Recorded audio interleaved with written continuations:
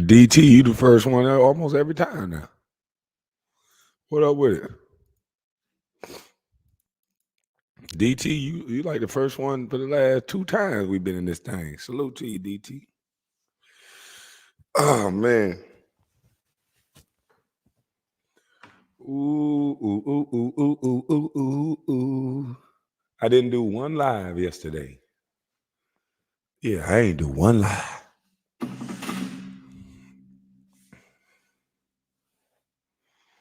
Running into these scammers. How y'all doing this morning? Y'all come on in this thing. I got my water, kombucha. I got a whole lot of drinks going on up here.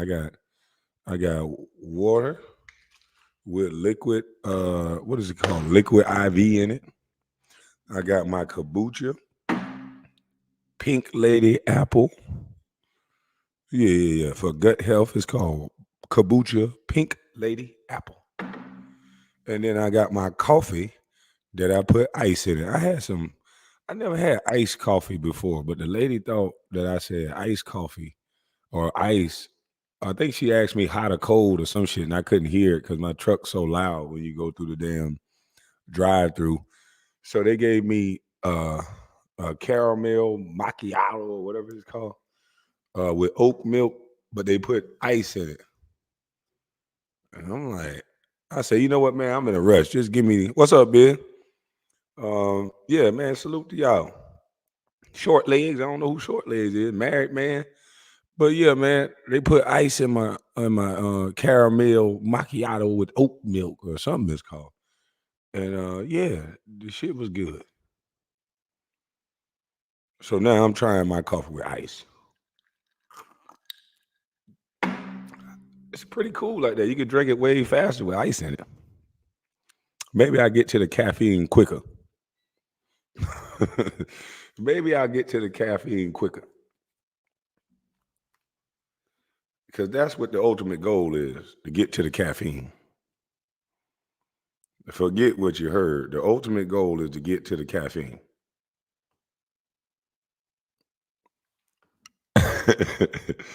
Cold coffee is good. Yeah, this is my first time. I don't know that about no cold coffee.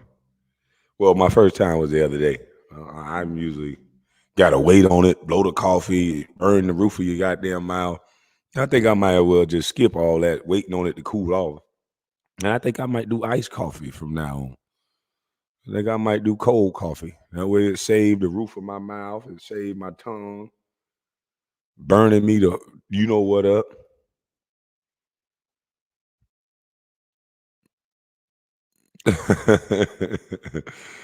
uh Suzanne said, Kwame, I watch the Philadelphia Union and Fox says Kamala Harris is in effect everything.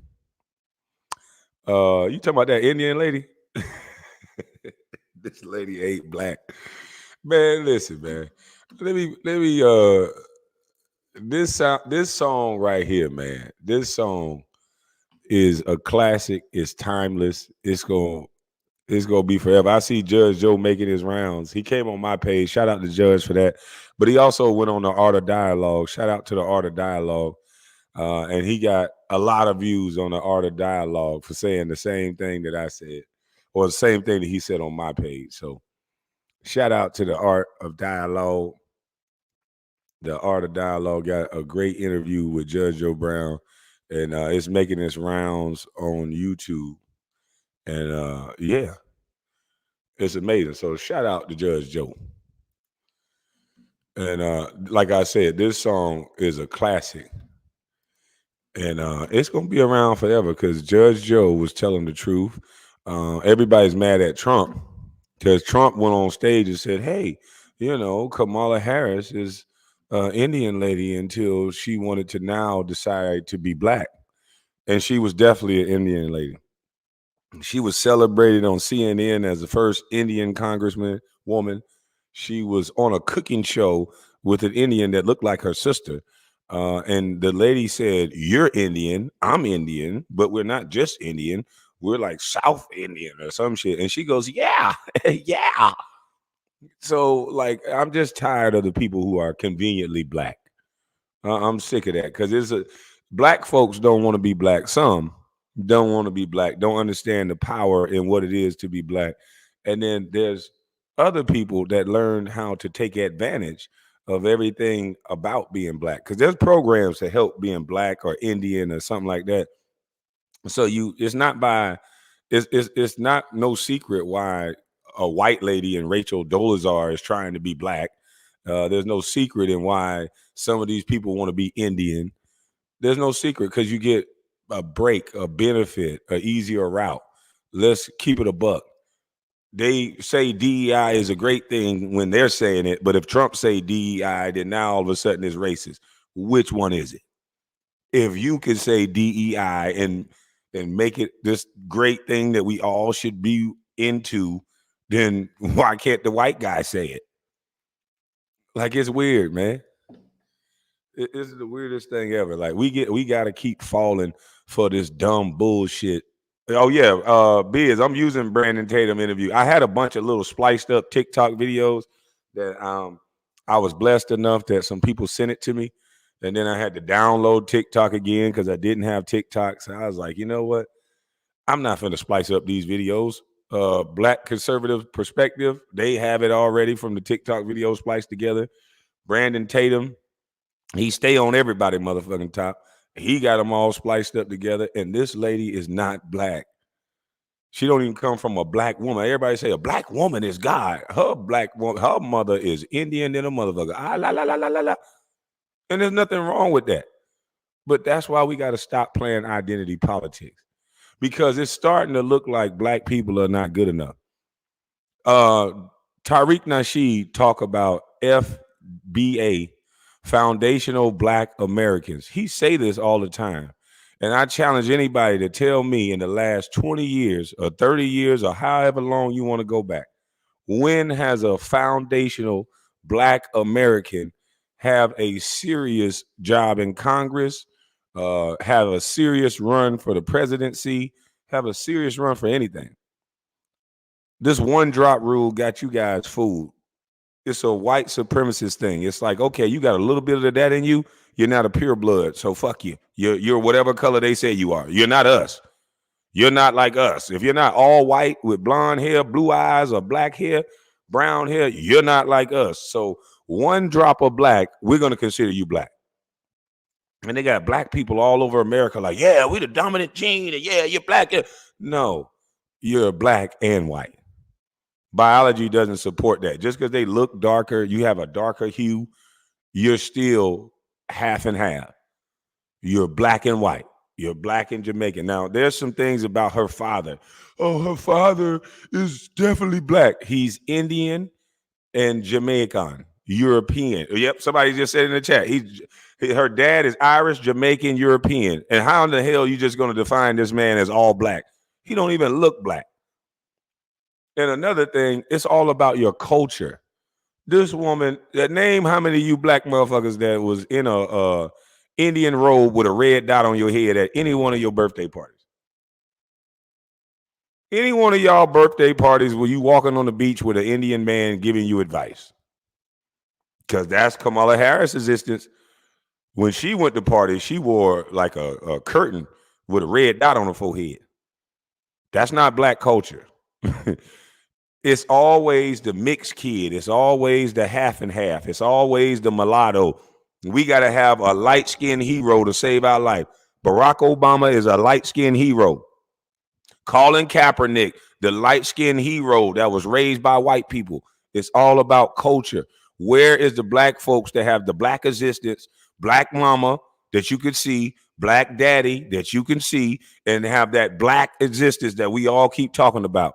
Because we all know at some point we're going to exclude them light-skinned people from the room. So stop fronting.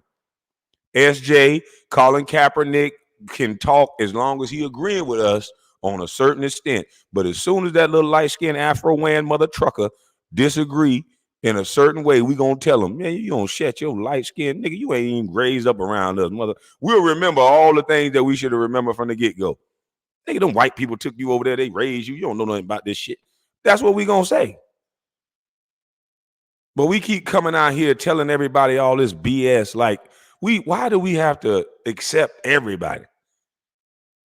The goddamn Asians can tell you straight up, man, we're not messing with y'all. I dare one of you goddamn black girls that's all inclusive to try to get a job serving some noodles at an Asian restaurant. Just try it. Since Kamala Harris like you so much, tell her to take you to the Indian restaurant and see if they'll give you a job at the Indian restaurant where they serve the Indian food. See if they will give you a job at the Indian restaurant. And they're going to look at you like, they're not like us. They're not like us. They're going to have that red dot on your head. They're not like us. They're not like us. They're not going to let you work there. We're the only race that we got to let everybody in. Are we the garbage bag race where everybody get a chance to do us wrong and get up in us? Pause. Because other cultures have standards. You're not working at an Asian restaurant. Not possible. There ain't going to be no DEI hires. There ain't going to be nobody up there trying to tell them who to hire for their business. They're a private company. I watch this shit in real time, in real life. There's a restaurant in my hometown called Walk and Roll, and everybody from my town know this restaurant called Walk and Roll. We all spend a lot of goddamn money there. I love that shrimp fried rice. I would get that shrimp fried rice or beef and broccoli with the 4 pieces of fried chicken. I don't even know I like Indian fried chicken. It barely had season on it, but it was a lot of goddamn food, and it was cheap. You telling me I can get a whole goddamn plate of rice with onions and all kind of shit chopped up in it, egg and shrimp. Yeah, that's black nigga. That's a black nigga meal. I'm coming. $7, $6 for all this whole big ass bowl of rice. Yeah, shrimps, onions, peppers, and then I get 4 pieces of chicken. Man, black people in heaven. We get chicken and shrimp. $7, $8, $7, $4. Beef and broccoli, $4, $2. I'm coming. Extra piece of chicken, $1 chicken wing. They moved that shit up to $1.25. I almost cried. $1.25 for a chicken wing? What the fuck wrong with y'all? But I still bought it. So I got a PhD in this shit. I don't give a damn about all these scholars getting on TV trying to act like we all like each other. Mexicans don't fuck with us. Indians don't fuck with us. And goddamn show, Asians, they don't fuck with you. And there's no push for somebody to hire your black ass at an Asian restaurant. Matter of fact, I'm going to goddamn petition this. How come Asian people do not have to hire black people? I need to see more all-inclusive from the Asians. I'm finna try to get me a job at the Asian restaurant. Yeah, I want to be an Asian cook. Yeah, I identify as an Asian cook. I want to be in the back of an Asian restaurant cooking. This is America, right? I want to be able to be the first black man to cook in an Asian restaurant. I was the number 1 draft pick. Now I want to be the first person to ever get hired by an Asian, because it ain't gonna fucking happen. Jaylen Brown, too black, not marketable. Oh yeah, they always gonna demonize. Just think about it. This is why a black man will never be the president, not a foundational black man. If Jaylen Brown can't be looked at as a good thing, here it is. I'm just a dumb bust. What is my motivation to work? What is my motivation to go get educated if you don't like Jaylen Brown? Here it is. Y'all call me stupid, dumb bust, this and that. But Jaylen Brown can work for fucking NASA. He's an NBA champion, Eastern Conference MVP, and the Eastern Conference Finals MVP, and he's not marketable. And he's not even good enough to be an Olympian, let alone become a president, a congressman, a senator, or anything. He's too fucking black. Hell, he might help black people. He might know where he came from. We're not going to let this dude help black people, because the only thing we're supposed to do with black people is give them hope, give them a symbol, give them inspiration. But other than that, don't give them nothing. Not one. We got Tariq Nasheed screaming this from the top of his lungs. You're not a FBA. You're not FBA. And we got all these people hollering about FBA, but not one FBA woman represent a black woman, and not one FBA man represent a black man. Barack Obama wasn't no FBA black man. He was raised somewhere else. We didn't even know this nigga until he got over here and they told us the transcript. Same thing with Kamala Harris. They giving us the transcript on who she is and where to like her. They give you the niggas that you like. And I know y'all want to give all the credit to Cat Williams. I told you this shit 3 years ago. It's all about who we like. They tell you who to like. Nobody in their right mind voted for Kamala Harris. Now all of a sudden the AKAs and everybody want to dance and shout for her. But where was Meg Thee Stallion and the AKAs when she not got one human vote when she was going against Joe Biden? She didn't get one human vote. Nobody wanted Kamala Harris. Now all of a sudden, let's bring out a few rappers. Let's make them big old booties shake. Let's get her some endorsements. Let's get Sexy Red up there. I'm telling y'all the playbook. I already know what they finna do.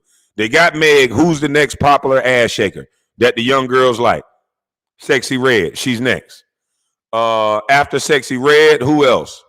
Find the ratchet, raunchy woman. It's going to be her. My vote is it's going to be Sexy Red next. She has the black girls' attention. So that's what we want. Black girls rock. Don't think, just have fun, shake ass.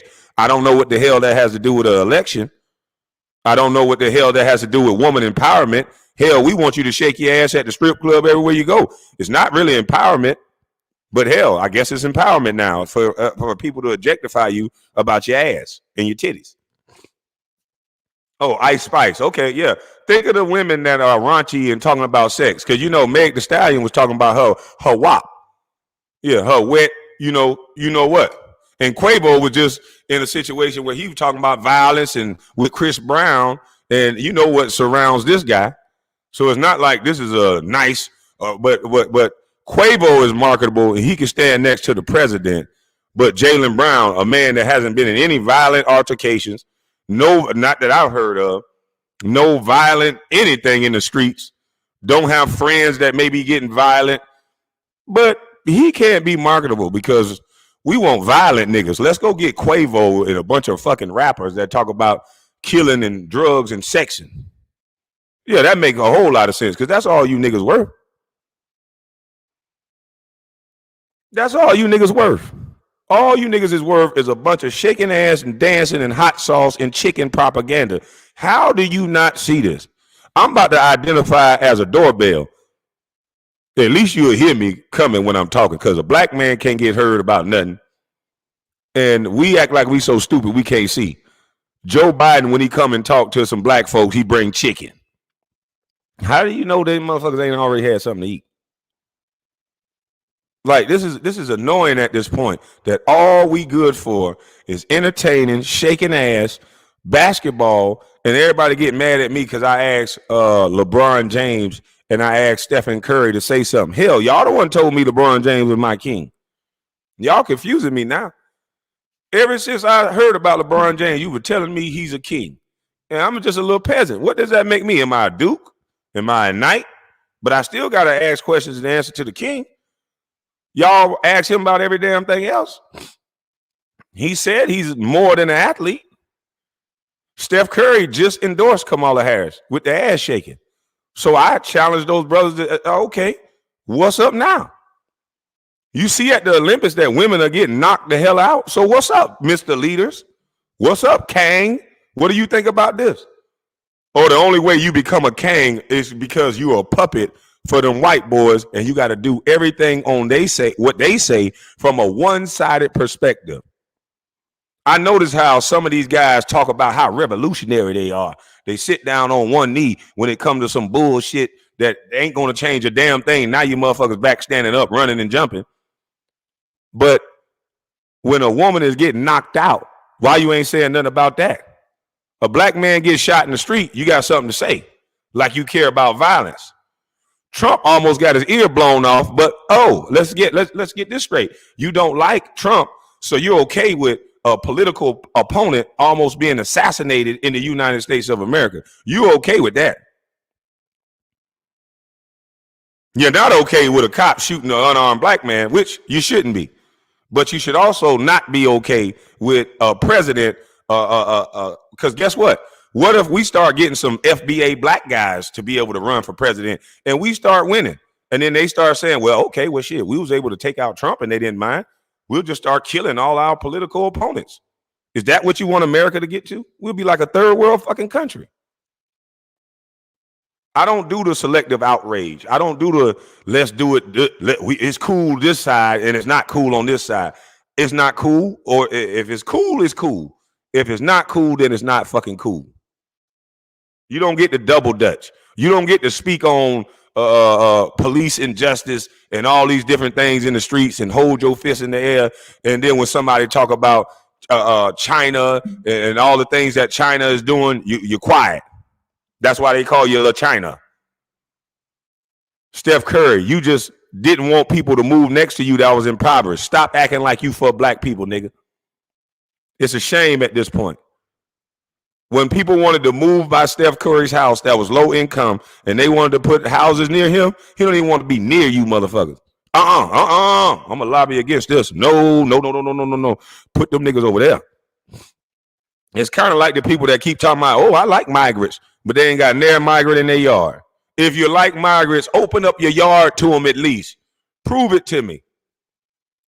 I love Mayor Abbott. I never even met this man. Every governor from Texas that's sending them migrants wherever y'all claim that y'all wanted sanctuary cities, I think that was a beautiful play. I think that was beautiful because it showed the hypocrisy. It showed the lies. It showed that you're full of shit. I think they need to send migrants to Martha's Vineyard, to all the stuff that the white people like. Yeah. I want to see migrants all over Staten Island. I'm talking about the Hamptons. I want to see migrants just laying on the yard, defecating in tents because they want a different outcome for you than they want for themselves. It's an elitist mindset. That's why everybody can be okay with LeBron skipping the line and going past everybody else. We okay with that because it's Bronny. It's Homelander's son. This was very embarrassing. And the sad part about it was that reeling these ninjas was this pandering. Oh yeah, they got him hook, line, and sinker. This nigga's ready to vote right now. They done reeled them all the way in.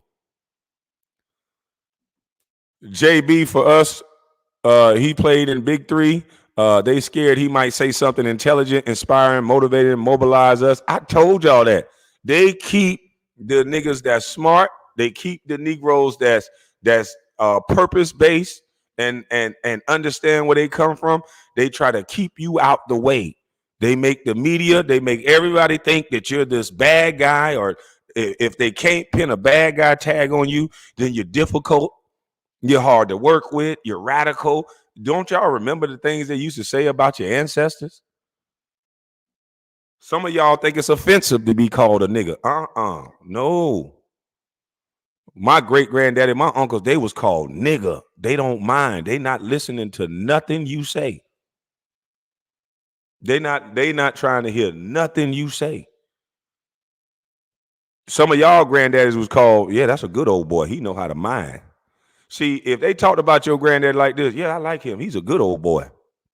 That boy that know how to mind. If they ever said that about your granddaddy, yeah, he wasn't like that. But if he called your granddaddy a no good, uppity nigga, then your granddaddy was a bad motherfucker. And he was still living, your granddaddy was a bad boy. So all this soft shoe, no. Yeah, identify me as that. Yeah, because I don't want to hear that shit. Now let's get to this song, because I don't think this song is gonna ever end now. Because if she win, I'm gonna play this song every day.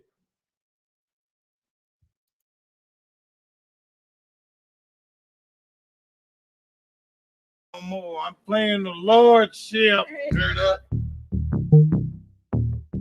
Turn up.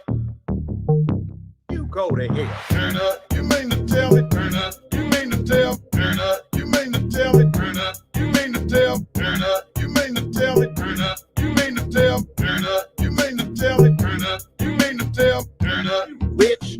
Turn up. You go to hell. Turn up. You rich. Turn up. You go to hell. Turn up. You mean to tell me? Turn up. You mean to tell? Turn up. You mean to tell me? Turn up. Sit down. Ellen DeGeneres. You're a miserable ass F. You rich. You go to hell. Let's get the fuck out of here. I'm wrong. Guilty. Mrs. M. Hall. You're a corrupt ass F. She's a witch. She ain't black. Let's get the fuck out of here. I'm gone. Guilty. Go back. You a racist ass. Yeah. You a racist. You go to hell. Let's get the fuck out of here. I'm gone. Guilty. Lizzo the lizard. You a miserable ass harlot. She's a witch. She's a hippo. Let's get the fuck out of here. I'm gone. Sit down. Guilty. Not guilty. God damn it. Turn up. Not guilty. Guilty. God damn it. Turn up. You mean to tell me? Turn up. You mean to tell? Turn up. You mean to tell me? Turn up. You mean to tell? Turn up. You mean to tell me? Turn up. You mean to tell? Turn up. You mean to tell me? Turn up. You mean to tell? Turn up. You rich. Turn up. You go to hell. Turn up. You rich. Turn up. You go to hell. Turn up. You mean to tell me? Turn up. You mean to tell? Turn up. You mean to tell me? Turn up. You mean to tell? Guilty. Turn up. Not guilty. Turn up. Guilty. Turn up. Let's get the fuck out of here. I'm gone. Turn up.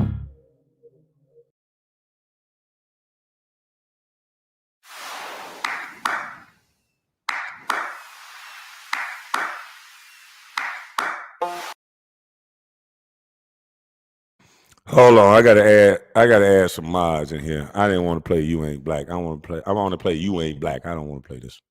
I ain't playing the judge no more. I'm playing the Lord. SJ, you a mod? I'm gone. I just have SJ, I got you as a mod now. Who else I need to add as a mod? SJ, I think you're a mod now.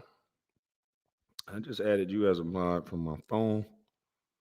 We got to get these wabbits up out of here. DT, you've been one of the first guys in this thing. We need to add you as a mod. I think it's adding you as a mod. I don't know what's going on with my phone. Yeah, it says DT is a standard moderator. SJ is a standard moderator. Can we please start flying these clowns up out of here that's spamming the chat? I think some of my moderators may not be in here, or they don't like me no more. But let's see. Let me get some moderators that get up early. Let me get Big E a moderator stick.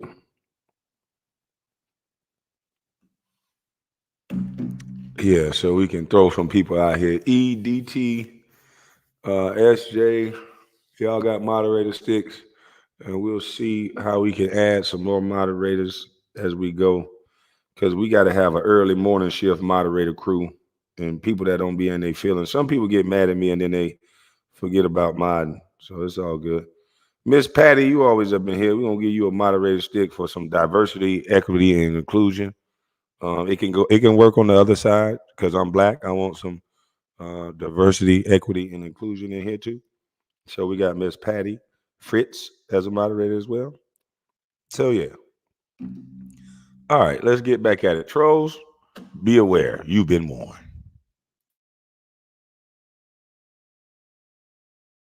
one thing to say. Hang on here. Black, you ain't black. Black leadership. Black, you ain't black. Black leadership. Black, you ain't black. Black leadership. Black, you ain't black. Black leadership. You ain't black. I want black. You ain't black. Something for black. You ain't black. I want black. You ain't black. Something for black. You ain't black. You ain't black. You ain't black. You ain't black. You ain't black. You ain't black. You ain't black. I want black. Trump. You ain't black. Racism. You ain't black. Charlemagne. You ain't black. Essential workers. You ain't black. I'm black. You ain't black. Why not? You ain't black. Come on, guys. I'm Black Dana. Come on, man. You ain't black. Blacks. You ain't black. Dr. King. You ain't black. This virus. You ain't black. Come on, man. You ain't black. A disproportionate amount of them ain't black. Ain't black. Now people recognize that you ain't black and you ain't black. You ain't black. I want black. You ain't black. Something for black. You ain't black. I want black. You ain't black. Something for black.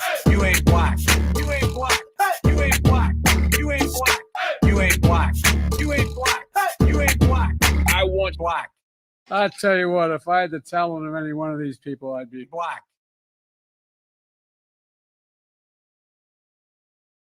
Hey, Big E say Jaylen Brown has no personality. I don't think it's a complexion. He might not have no personality, but he's still good for the community. He don't kill nobody. I don't want no nigga with personality, but they shoot niggas. You know what? You know that killer that just shot 8 people in Chicago? Oh boy, his personality is on point. I mean, when he's not shooting people, people just get along with him. He just knows how to get people together. It ain't about personality, bro.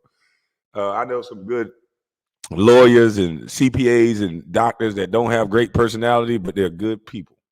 And sometimes some of the smartest of us, they don't really understand other people's dumb shit. So it's not that they don't have a personality. They just not into the dumb shit you into. Not everybody want to hear about a celebrity all day. Not everybody cares about talking about LeBron all day. Not everybody cares about barbershop talk. There's some people that understand missiles and science and shit, and you can't talk to him about that. So he's probably looking at us like we're weird. These niggas don't know nothing about nothing. You know? So it's all, relative. You know? I still think if we can make other people marketable based on them kissing ass, then we can make Jaylen Brown marketable based on his good works and his good deeds. If you tell a kid that if you get educated, you grow up in this world, you could be anything you want to be. We didn't say you got to have a cool personality and you got to be able to get along with everybody. Like, no. But let's look at this black woman that's taking America by storm. Are we that desperate? Are we that desperate to think that this woman is black when she's sitting there with a damn red dot on her forehead? Now, I done been to a lot of black family reunions, and most times I be telling my cousins and them, man, put some goddamn clothes on. Nobody want to see you walking around here with that shit on, because that's our culture. Their culture, look at these women. The only person that's half naked that's showing his chest is a man. All the other women, they got their breasts wrapped up, their booty wrapped up, they got everything wrapped up except their face. So I don't know how this woman is black. All of a sudden, she's black. So let's go down this rabbit hole of this lady being black. Even though she's going to say several times throughout this video that she is an Indian woman and she grew up in an Indian culture. So if she didn't grow up in your culture, her biological mother is Indian. Yes, her father has some Jamaican in him, but he doesn't look like he's a regular old Rasta from Jamaica. So we have to not pretend. Her father don't look like Bolo. No. Her father don't talk like Bolo either. Her father don't act like Beanie Man. Zagaza. He don't act like Beanie Man. Zagaza. Yeah, he don't act like Beanie Man. No. Her father don't look like Buchu Bantan. No. Her father doesn't look like Buchu Bantan. He doesn't look like Scissor. He doesn't look like none of the people. He don't look like Vibes Cartel before the bleach. No. Her daddy looked just like an Indian man. Somebody that got them slapped and kicked us out of the 7-Eleven when we was little trying to steal. When I was trying to steal one of them big 60 cookies, when I ran out of money, I was finna go in there and swipe me a little something. It was an Indian man, looked just like Kamala Harris' daddy. Say, hey, hurry up and buy her. Get out of this store. Get out of this store right now, son, bitch. Get out of this store right now. Hurry up. Get out of this store right now. Yeah, he didn't look like no goddamn, He looked like a 7-Eleven owner to me. He do not look like Buchu Bantan. Huh?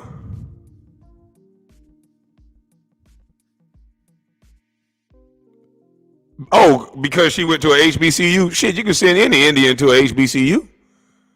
HBCUs accept other races. There's a white boy going to HBCU too. Are we gonna call him white? I mean, are we gonna call him black? There's white boys going to HBCUs. Should we call them black now? This is an Indian that went to a HBCU. Whip-de fucking do. Yeah, it damn sure ain't Shaba. Mr. Lover, man. Shaba. No, her daddy don't look like Shaba. I don't see it. How are we this desperate that we'll accept anybody? Asians don't accept nobody, and they get an Asian hate crime bill. Asians won't let nobody work in their restaurant, and they get an Asian hate crime bill. Asians won't let nobody get their money without it circulating in their community and double dipping in their community 100 times. But we the only people that talking about, well, shit, he looked like he a little black. Oh, shit, he fucked a black person, so yeah, he black. All you got to do is have sex with us. That's all people got to do is have sex with us. Get our black melanin. Kim Kardashian smart, boy. She keep having sex with her nigga. She'll go get her white boy here and there. But, boy, the way her bread got buttered is through the black penis. As soon as a black penis hit Kim Kardashian, she became rich. Yeah, think about it. As soon as a black penis hit Amber Rose, she became rich. Boy, these black penises are running the world. These women out here want these black penises. And this is the right word, YouTube, so you can't flag me, please. These black penises are running the world. These women get these black penises and they get a bag in their pocket. You hear me? Travis Scott put that black penis in them paws and they get money. What would a Kim Kardashian be without a Ray J? Nothing. But another girl in LA getting bent over by celebrities. Y'all make these people famous for no fucking reason. She had sex. Everybody has sex, B.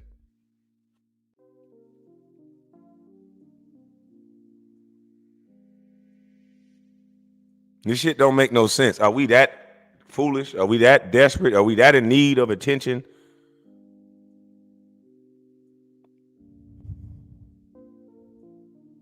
I know about this black penis. That's why I'm keeping it to my goddamn self. Every time I stick this motherfucker somewhere, shit no. Somebody going crazy. If something go wrong, somebody wants some money. I stay out the streets with this thing. I understand they buy these things. Even if they say they don't like a man, they still go buy these things. They go buy these things. How you don't like a man, but you buying a man loin as big as somebody goddamn arm for both of y'all to play with? Stop playing with me. You like men, you just can't listen to one.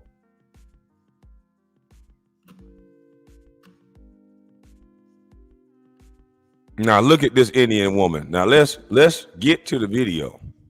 Because this shit is atrocious at this point. Yeah, I woke up frustrated. I didn't wake up with violence. I woke up frustrated. I woke up nice and cool. I stretched. I said, let me stretch out for this one because this one going to be a doozy. Because I'm going to really put it in their face now. Your celebrities are puppets. You got all these niggas dancing and singing with Trump 1 minute. And then when they rung that bell to tell them, hey, don't like Trump no more, then all these niggas Snoop Dogg, fuck Trump. Snoop Dogg, big, tall, skinny ass, made a song, want to be like Donald Trump 1 minute, love Donald Trump 1 minute, want to go on the TV show, everything. Then when it's time to be black, fuck Donald Trump, fuck Donald Trump. It's like, man, you puppet, you niggas are puppets, man. What is wrong with you niggas? Do you not know we can see you niggas? And I know y'all might try to beat me up and all this, but I don't give a fuck. I'm going to tell the truth. You niggas are whack. This shit is too whack that niggas don't stand on what they said. How did it go from I love Donald Trump, I want to be like Trump, I respect the fact that he a hustler and a boss, all these niggas in song with Trump, to I can't stand him, he's Hitler, he's this, he's that. Who taught you how to be this wishy-washy?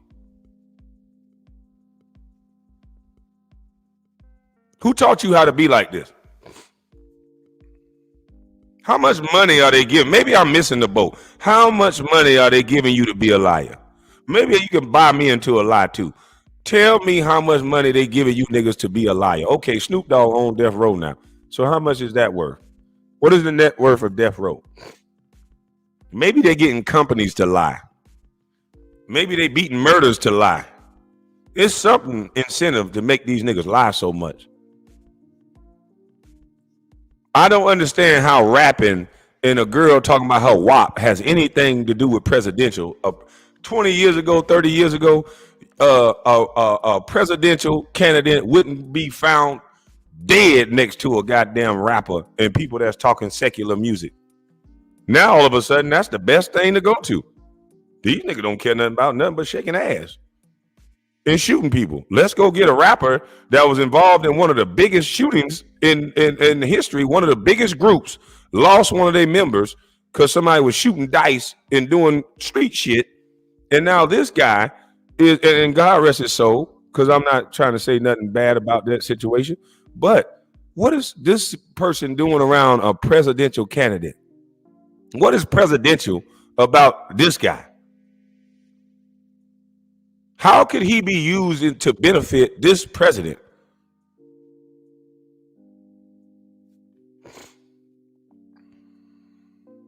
This is a shame. All of you guys talk all this FBA shit, you getting skipped. FBAs are getting skipped on the daily because y'all keep letting everybody into the FBA. Now she black.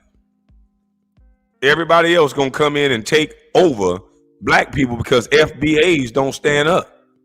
Foundational black Americans have no power. All you got is Tariq Nasheed. You don't stand up. You don't say, hell no, she ain't black. You can't just be black for a little while. You can't be locking up black mothers and people because they kids do something. No, you're not black. You raised up in the Indian culture. You was raised up in Canada. And then you went to Oakland. I see D.L. Hughley, old crybaby ass. Kamala Harris is black. This is that. I'm like, wait a minute. D.L. Hughley, you on a video. Wait a minute. Hold on. D.L. Hughley is on a video talking against somebody with an interracial marriage.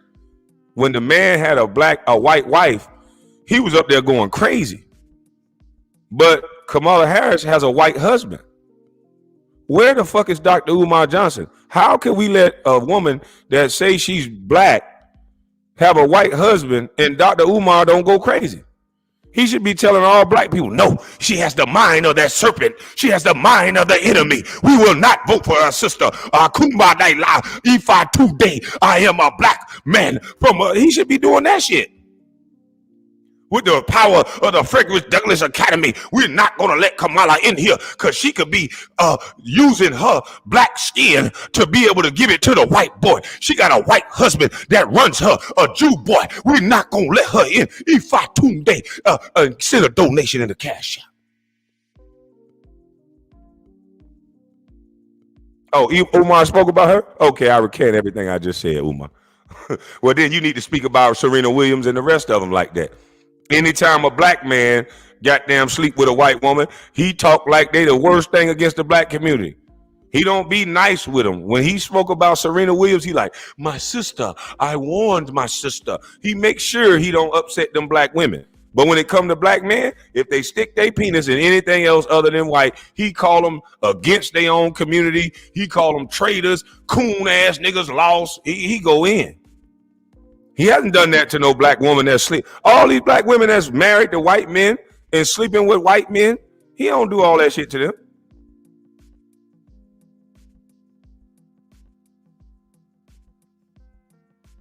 If you a black man and you stick your penis in any other race than a black woman, Umar Johnson is coming. He wants you to get whipped.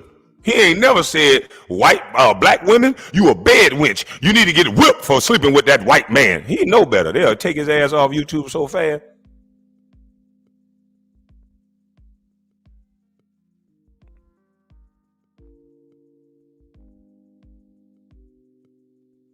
Oh, we got a troll in the house. Oh. Let me get you up out of here, troll. Oh, it was cute while it lasted, but goodbye. Goodbye.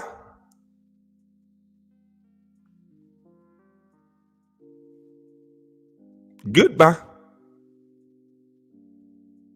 If Candace Owens got a white man, he'll talk about Candace Owens. She an easy target. They don't like her. She conservative. She got a white boy. Candace Owens ain't shit. She ain't from the black community. This and that. But let one of these goddamn black women like Eve get a goddamn white man. She's swirling. It's great. Down with the swirl. I'm gonna get me a rich white man too, girl. Or get me a rich white king. Funny how that worked, don't it? It's funny how that worked.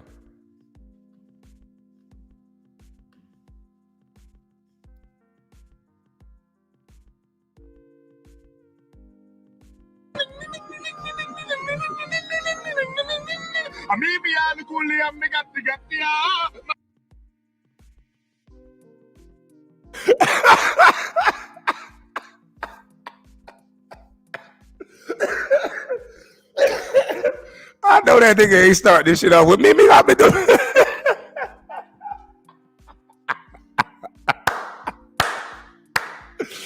Oh shit! Hey, Brandon Tatum, you wrong for that, dog. Hey, oh man, thanks for letting me play the video, bro. You ain't flagged me on none of the videos. I appreciate that. Yo, you dead wrong for the song that started this video off.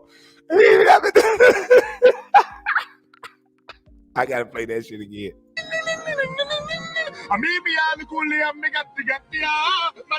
Donald Trump was right. She used to be an Indian, now she black.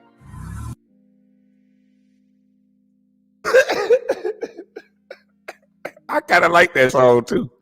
I ain't gonna front. I kind of like that song. I don't know what the hell they saying, but when it come on in the club, that shit be rocking for real. I be smoking my hookah and they play that shit. I'm like, oh shit, okay, all right. And I do want to go to an Indian wedding.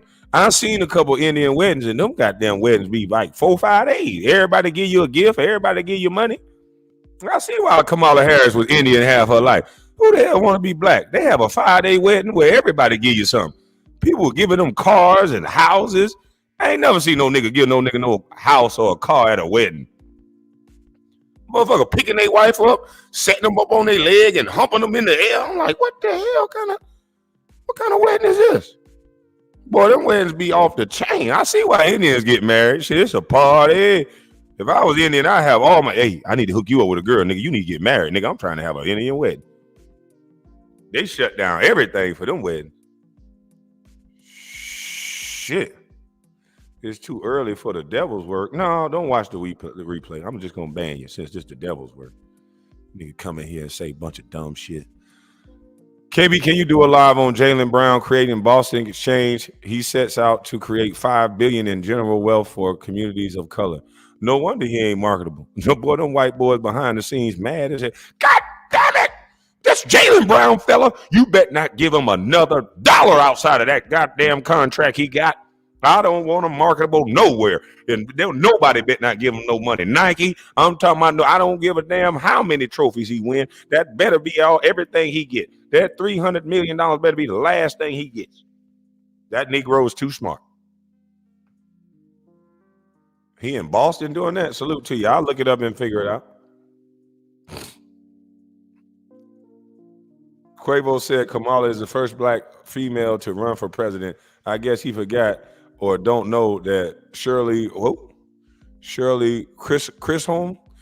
Man, listen, I didn't even know that. And that's why your celebrities and your basketball players and shit like that shouldn't be the leading force in politics. They shouldn't. Because they don't know things. We didn't have time to look up and study things like that. He don't know that. He's just doing what he told. But salute to you, brother. Appreciate that information. Shit is crazy. It's crazy out here, B. But somehow, because of symbolism, because of classism, we feel like we're going to move up on the social economic status. We got a black woman. We ain't got shit.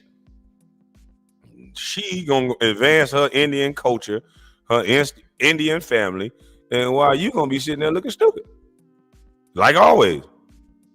Oh, they always do it so wrong. No, they don't always do you so wrong. You do you so goddamn wrong, cause it's right here in your face. Now let's listen to what this lady said. Shout out to Brandon Tate. Let me speed this up a little bit. Let's listen to this new black woman. Clip where they did a whole segment about Kamala Harris being an Indian. A whole segment. Bro, let me say this before we start. Hold on. How is it that when you're biracial, my children are biracial, both of my boys, when you're biracial and you have a white side and a black side, why can't you just claim the white side? Just imagine this. If Barack Obama was white, right? He said, oh, it's my white side of the family. And they called him white. And he said, yeah, that's 50% of my family is white. Yeah, I'm white. Yeah, you're a white man. He accepted that. And then when he ran for president, he was somehow black. Nobody in America will accept that. Because it's about the symbolism, Brother Tatum. If your boys claim white and they don't make it, they don't make it to anything in life, and I'm not saying your boys are not going to make it anything, shout out to your boys. But if it so happens that they don't turn out to be famous or they don't turn out to do anything of some significance in life and they claim to be white, nobody would give a damn. But if they turn into a celebrity, someone of notoriety, and they say, "Hey, I'm white. Yeah, my mother's white, so I'm white. I'm just as white as I am black. My dad is black, but my mother is white, so I'm white." Then it'll be outraged because it's all about the symbolism and it's a bunch of BS. It's a bunch of BS. Because the white folks don't want them. White folks don't. Boy, I know some white boys that do not like their black grandkids, do not like that the girl even look at black boy. I know white fathers, or I used to know white fathers, that will be fighting with their daughters all the time, chasing niggas away from their house. I'm from the South. Yeah, that's why they want to claim you as black. It ain't because of that. They don't want you around. They don't want you bringing no mixed baby up in their church. No. Some of them, not all.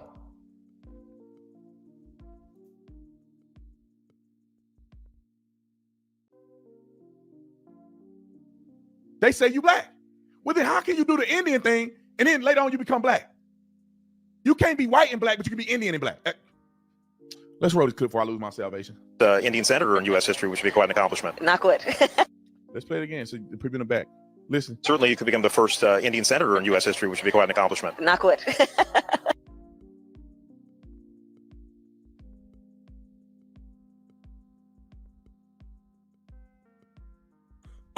Did you guys not hear what the man just said to her? The first Indian senator. She didn't say, wait a minute, stop right there. You disrespecting a black woman.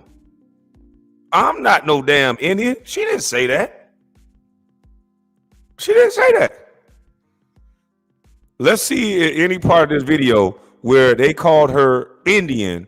Did she correct them one time and say, I'm a black woman? Not one time is this woman throughout any of this video is going to stop any person that calls her Indian and say, no. I'm a AKA and I'm black. I went to a HBCU. So don't get mad at Trump because he said she turned into a black woman, because she did.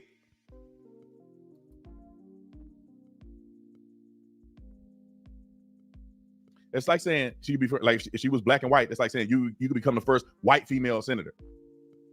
Come on. She was always of Indian heritage. Okay, so what we're going to cook today is an Indian recipe. Yes. Because you are Indian. Yes. Okay. She was. What we're going to cook today is an Indian recipe because you are Indian. Yes. So what's up with these idiots getting mad at Trump for saying the truth that she already said herself? She said she's Indian. How many of y'all know how to cook Indian dish? How many black women know how to cook an Indian dish?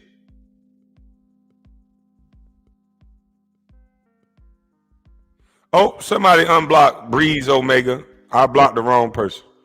I want to block this guy Stanley. Somebody unblock Breeze Omega. I meant to hit Stanley, but the chat is going fast.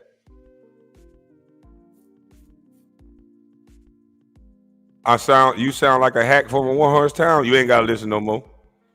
Yeah, you ain't gotta listen. I'm on my blocking shit now. You ain't gotta listen. You sound like a motherfucker who got blocked. Because I don't know how you argue with this. You sound like a motherfucker who got blocked. You can't argue with this. This lady is saying you're the first Indian this. We're going to make an Indian dish because you're Indian. She didn't stop and say, no, my dad is black. All the talking points that you guys are saying, how come Kamala Harris didn't say? She can speak for herself. All the people that's trying to prove that she's black through her father by saying he's a Jamaican, how come Kamala Harris herself didn't say that? Not one time did Kamala Harris say, stop it, guys. My father's Jamaican, I'm black. She's sitting there smiling and laughing. Yep, yeah, yeah. Yeah, I'm idiot. Yeah. You're that desperate for somebody to be black. Are we this desperate? Are we this desperate that this Indian lady is on TV saying that you're Indian? Look just like Kamala. I can tell she's not black. Are we this fucking desperate that we got to speak up for Kamala by claiming her Jamaican daddy, even though this young lady has not stopped anybody from calling her Indian? This is a shame. We look weaker than a motherfucker. I don't want nobody to be black. I ain't forcing nobody to be black. How did this motherfucker get through here when I just blocked him? Somebody get this Stanley guy out of here. I don't know how this guy is continuing to text in the chat when I blocked him. But anyway, we got to be this weak that we can't hear what this lady is saying and accept it. Accept it, goddammit. This is not no black woman.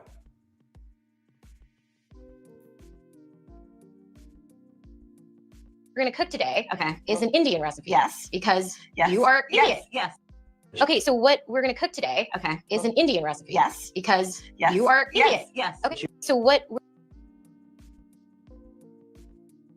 This lady's so fake. Who even talks like that? What we're going to cook today is an Indian recipe because you're Indian. And she didn't even let the lady finish what she said. Yes. Yes. Who the fuck smiles like that in somebody's face? This lady is phonier than a tooth. God damn. Man, I got to move to another country. I don't know where, but this lady is phony as I don't know what. I don't like nothing about this woman. Yes. If you would have said that in my face, like, what the fuck is wrong with you? Don't you hear me talking? I ain't even get to finish that. What we cooking? We gonna cook pasta. Yes. We gonna make some broccoli in there with it. Yes. You're Indian. Yes. You went down on Willie Brown, didn't you? Yes. Like, god damn, lady, hush. Who talks like this? I ain't never seen no women get together. Yes. All this fake ass smiling and shit. Let me slow it down and make sure I get the full effect of Lane. This shit is phony. Yes. Which one of y'all women get together and do that? Yeah, I heard that fake ass Southern drawl. Look at the way she sound now. Yes. She come down to Georgia. I know that I'm gone. Her goddamn throat, man, she got honey and throat lozenges in her mouth right now. Coming down here trying to have a country Southern accent. Yes, we gonna get y'all. We should never hear you say y'all. I know your Indian people on y'all Indian side ready to beat her ass. She come back to India, they gonna whoop her. They gonna get the sticks and whip her with bamboo sticks for her lying like that and trying to sound Southern. That's a shame. That's what they got to do just to get our vote. Act black, sound black, twerk, put on some rap music. You got the niggas.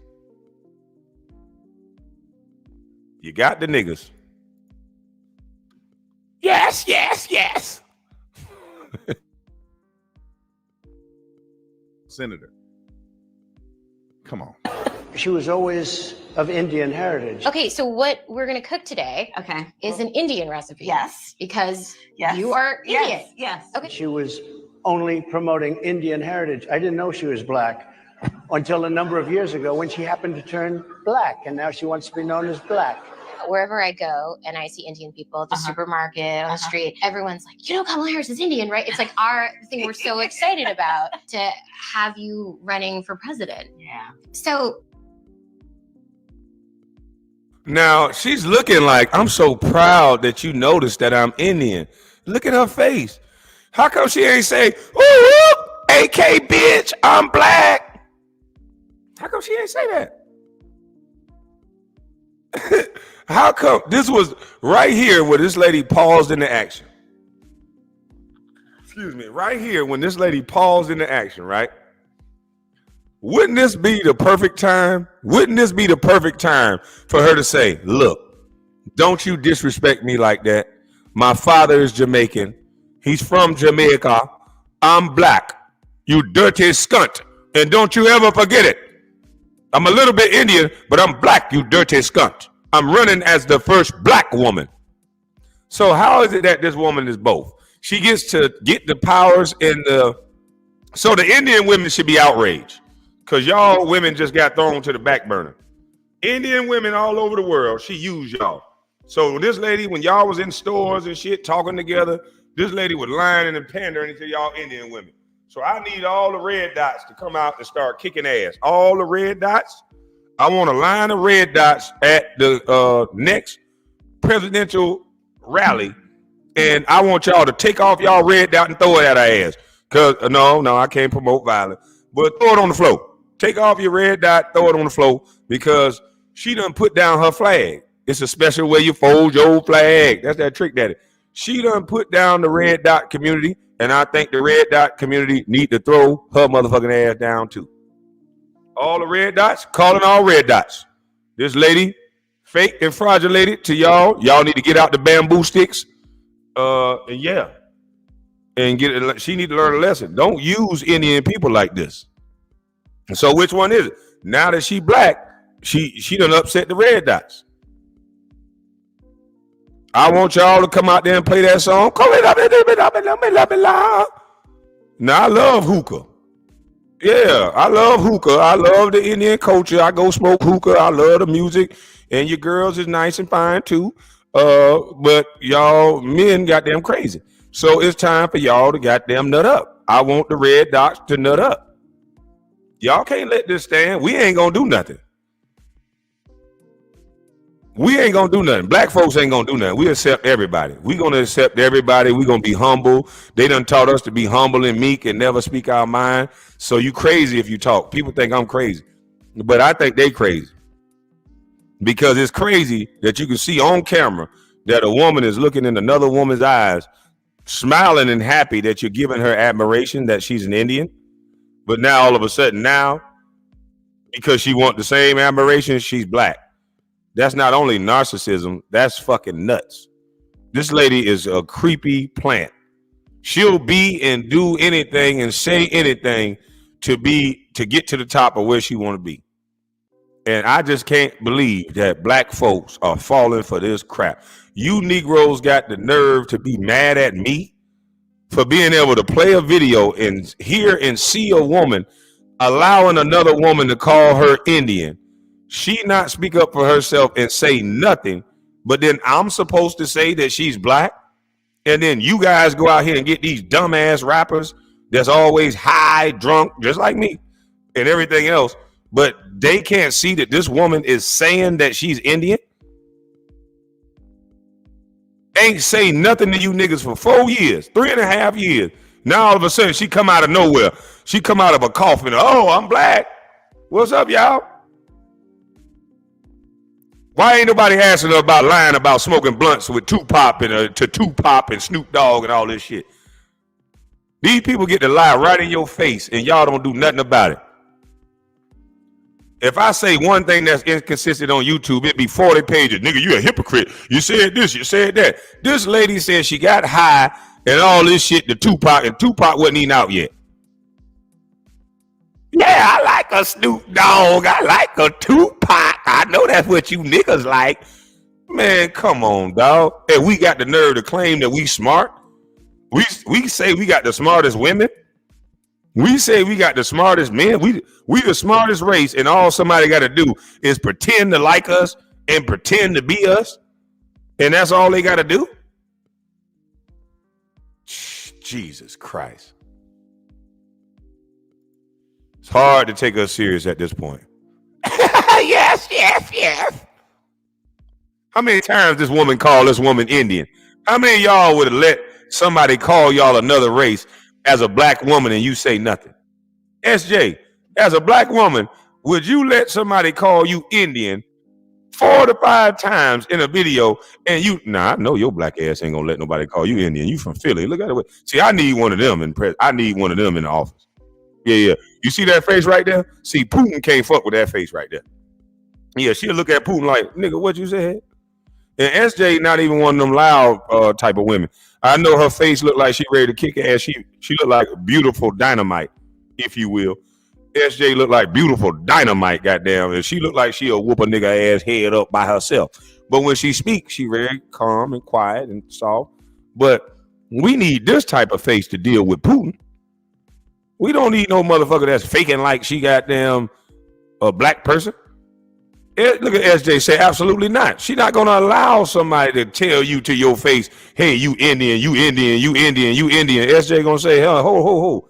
I'm not no Indian. I'm black.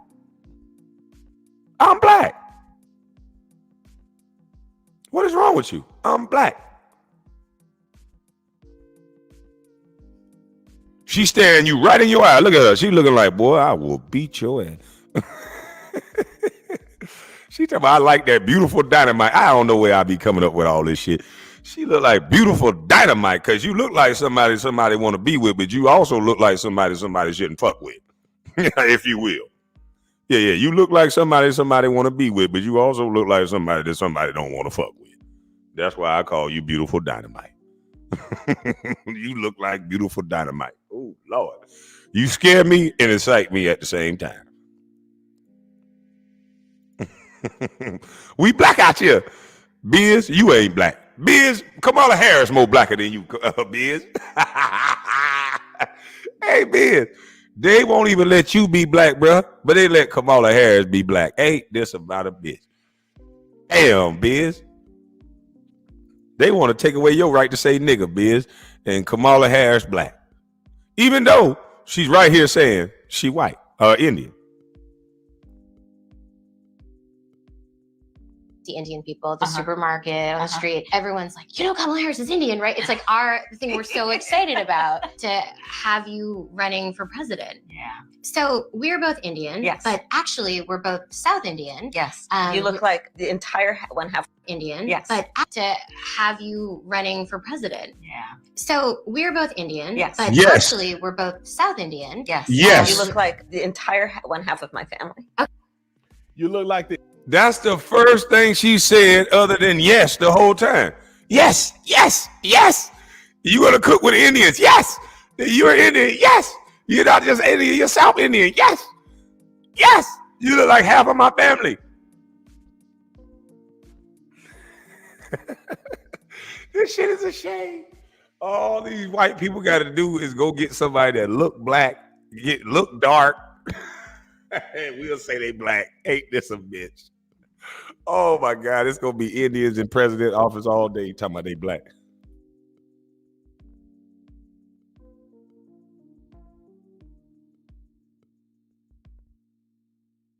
Running for president. Yeah.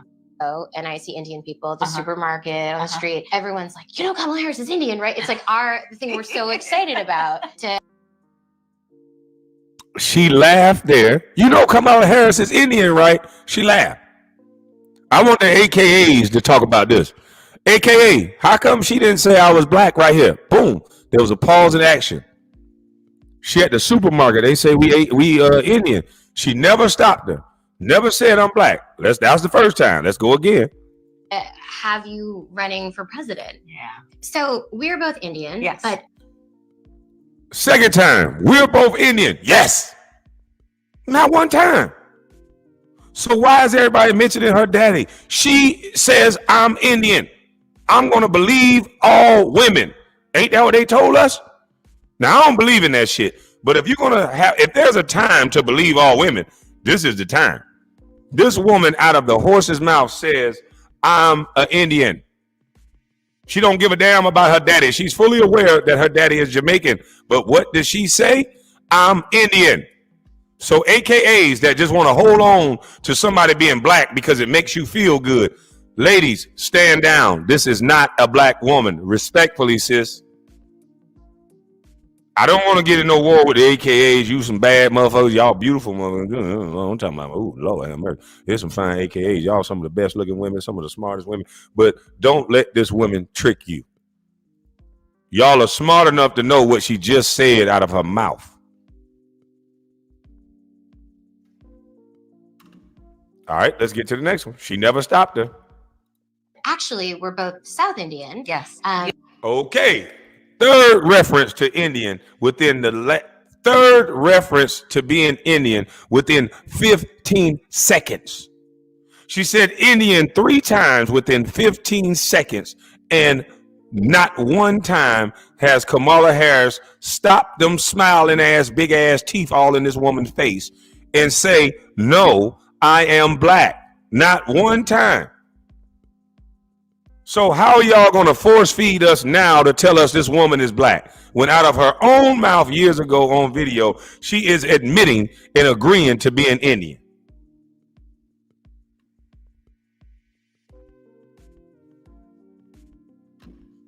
Nobody got the answers, huh? I told you 3 years ago. You niggas are trained puppets. You are told who to like through the media and through these stations that you watch, and you guys are good old boys. See, I'm pure nigga. See, you guys that think that y'all done figured out society and figured out life, you guys are them good old boys that mind. You a good boy. And see, them white men will speak of you from the South. They'll come up to you with their hooch in their hand or their lemonade, and they'll pat you on your head and say, he's a good old boy. He know how to mind. Yeah, a lot of you ain't nothing but y'all think y'all woke. You ain't nothing but good. Your new woke crowd is just good old boys that know how to mind. In my opinion, that's all you are. Good old boys that just know how to mind. Yeah, you'll get a pat on your head and a rub on your belly by white boys where I'm from. Y'all don't know how to compete with white boys, because if you say we living in a power structure that put the white man at the top, then it's okay to healthily compete. A healthy competition is okay. But you guys have stopped competing. You really believe that society likes you now. You take your trinkets and you think you done made it.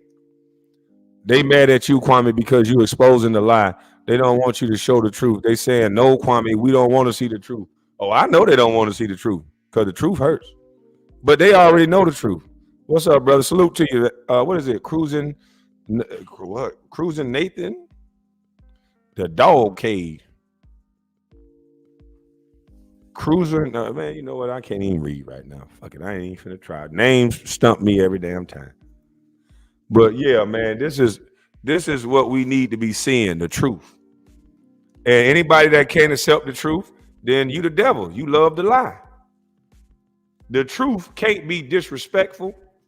The truth can't be aggressive. The truth can't be toxic. The truth is just that, the truth. Yeah, the truth is just that, the truth. I must have fucked up that word. Many people laughing in the chat. It's all good. We all know our limitations. But the truth can't be disrespectful. But some people call the truth. Some people call the truth disrespectful. Some people call the truth toxic. Some people call the truth an attack. I'm just going off the words that she said. Somebody called me an Indian 3 times in 15 seconds. I'm going to correct them and say, no, I'm black. I'm not going to be saying, yes, you're Indian, right? Yes. And then now everybody up there trying to, they got D.L. Hughley and all these black clowns trying to defend. D.L. Hughley, I got a question for you. I thought it was believe all women, D.L. D.L. Hughley, I thought it was believe all women, D.L. And D.L., you always talk about men marrying black women, D.L. Hughley. Now, how come you ain't mad at this woman? Because you said they not like us if we care about Kamala Harris' husband being white. But you just was getting mad at a black man for having a white wife. But Kamala Harris, you said that don't have nothing to do with it. So the hypocrites are just, ooh. I mean, you guys are just, ooh, Jesus.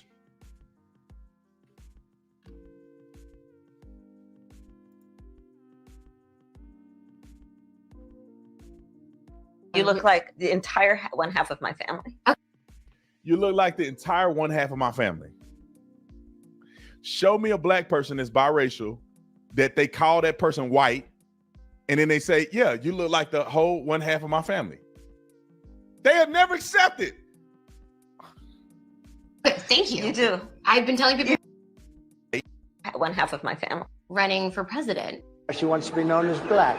Wherever I go and I see Indian people at the supermarket, on the street, everyone's like, you know, Kamala Harris is Indian, right? It's like our thing we're so excited about to have you running for president. Yeah. So we're both Indian, Yes. but actually we're both South Indian. Yes. You look like the entire one half of my family. You look like the entire one half of my family. Show me a black person that's biracial that they call that person white, and then they say, yeah, you look like the whole one half of my family. They have never accepted. But Thank you. You do. I've been telling people You we're do. related already, Yeah. so this is perfect. It's basically true.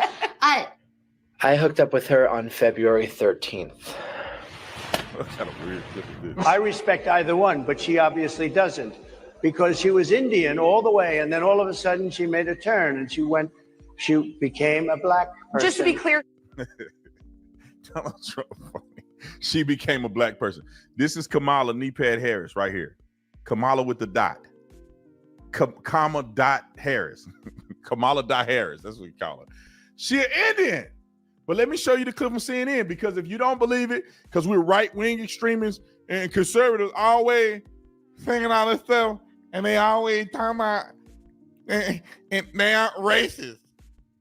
CNN did a whole story on her. My mother, who raised me and my sister, was a proud woman. She was a brown woman. She was a woman with a heavy accent. And her mother, Shamla Gopalan, was also the biggest influence in Kamala Harris's life. The answer is absolutely yes, Joe. After the big announcement, Harris's sister wrote in a Twitter post, "You can't know who Kamala Harris is without knowing who our mother was." In 1958, a precocious 19-year-old Indian, Gopalan traveled thousands of miles from her home and family to pursue a doctorate in nutrition and endocrinology in America. She soon became an active civil rights crusader while studying at UC Berkeley. But once she went there, she almost felt free. This her uncle. That man an Indian. That man. Man, what the hell? I ain't never seen no black uncle look like this. I gotta call my goddamn Uncle Poop Duke, my Uncle Blue, Bug. You know, I got uncles, they got names like that. What the hell do you call this uncle? Uncle half haircut? Uncle, this man here slick, look just like a white man. So you telling me this right here is black? Man, you got to be shitting me, man. I tell you what, then. Well, if she could be black, and then I'm Indian, I'm black. I'm gonna start claiming Indian. I'm gonna get some of them Indian reservation coins and get me some Indian money and have me an Indian wedding. This man looked like he kicked me out of 7-Eleven when I was goddamn 7 years old. I'm telling you. Welcome to 7-Eleven. This is not no black man. This is not no black culture. Nor should we care if Kamala Harris is black and white. We should not be doing identity politics in the first place. But the fact that this is the focal point, that you're claiming that she's black, she is not black. So let's dispel that, for one. Number two, let's stop playing identity politics, because we are so far from what Martin Luther King said, because not one time did Martin Luther King said, I want to get into a room because I'm black. That's not what he said. They are taking advantage of Martin Luther King's words now and turning it into DEI and forcing themselves in spaces where if somebody don't want me somewhere, I don't go. Fuck you. I could be in better places. But this is not black. This whole situation is atrocious. And then the fact that she says she's black, and then she don't come to black folks with an agenda. She don't come to black folks with talking points. She come to black folks with Meg Thee Stallion and Quavo. She come to black folks with somebody who's twerking and a black guy who doesn't move the needle on nothing other than entertainment. Why he didn't go get a black man that was in politics, somebody who understands what's going on? Why didn't they go get a black woman who had 27 degrees that wasn't shaking her ass? Why did they have to go get a Meg Thee Stallion? Why? The answer is because they know, or they feel like you're stupid. I told you 3 years ago, your celebrities are only used as pawns. I'm pretty sure Meg Thee Stallion has a large following of women, a couple of million, and they're hoping that these couple of million women, without thinking, just go vote. Quavo has a large following, most of them young black males. They don't want them to think, they just want them to follow Quavo. So they're pandering to two of the top black artists in the black community. And I wonder how much those Negroes are getting paid to be pawns like this. Because remember, they used to want athletes to shut up and dribble. Now they put them out in front as long as they push an agenda. They used to not even take rappers serious. They wanted to ban their music. They wanted to do all kind of censorship. Now, every time it's election time, you must have a rapper on stage. No matter what he's singing about, no matter that he's pushing devilish music, it's okay. The black people like him, so let's bring them. And it's a shame. Nobody talk economics with black folks. Nobody don't talk reparations with black folks. Soon as you mention that word, they're out of here. Oh, yeah, I'm not just doing that for black people. But nobody's talking about infrastructure with black folks. Nobody's talking about schooling. They're not talking about the things, the basic things you need to survive and have a thriving community with black people. The only thing they talk about with black people is twerking, music, and having fun. That's it. It's a shame. It's insulting.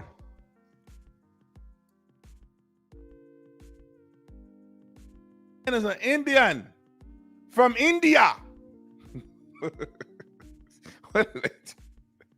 But she black now, huh? That's she black. And she took part in politics. She used to bring whole series of literature, leftist literature from Karl Popper's, he was a great philosopher. In her book, Harris says, "There is no title or honor on earth I'll treasure more than to say I am Shamla Gopalan Harris's daughter." Harris's visits to India with her mother kept her connected to her roots. Her grandfather, who had strong views on humanitarian issues, worked closely with officials to reallocate refugees. Their conversations had a strong influence on her. Those walks along the beach in India really planted something in my mind and created a commitment in me before I even realized it that has led me to where I am today. Harris.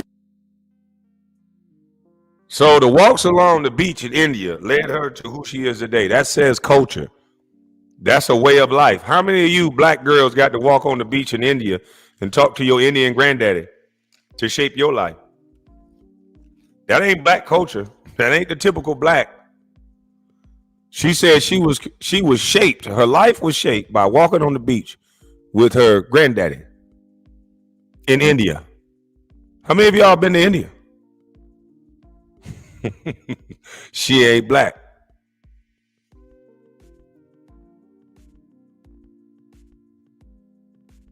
His maternal uncle Gopalan Balachandran, who lives in Delhi, tells us how the senator turns to her amma, which means mother in Tamil, for guidance even after her death. Indian. She's that Indian girl there. This is my Jamaican accent there. Her father was Jamaican. I don't think he's Jamaican though. I think he's Indian and Jamaican.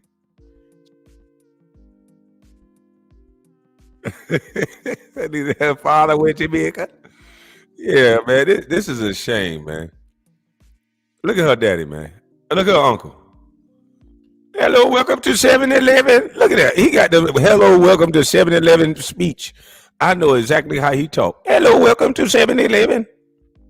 Ain't this something? This man is black. Oh my God, this is a shame. I asked myself, would Amma approve of this? Kamala in Hindi means lotus flower and is an important symbol in Indian culture, rooted deep in the bottom of the river. Very similar to Harris's Indian identity, which she wears on her sleeve. There's no doubt that the primary source of learning for Senator Harris which she wears of the river. Very similar to Harris's Indian identity, which she wears on her sleeve. So wait a minute. How is it that CNN got it wrong? How did all these people got it wrong? Not one mention of her being black until it was time to trick niggas. Not one mention of this woman being black at all. It's her Indian roots, which she so wears on her shoulders. Her Indian roots. Where is the black roots?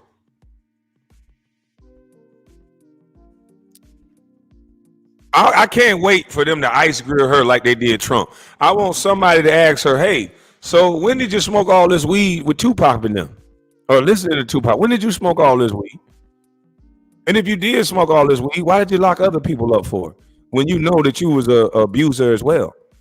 You know that you went through substance abuse as well. When are you going to admit, when are you going to ask and talk about the real things you've done?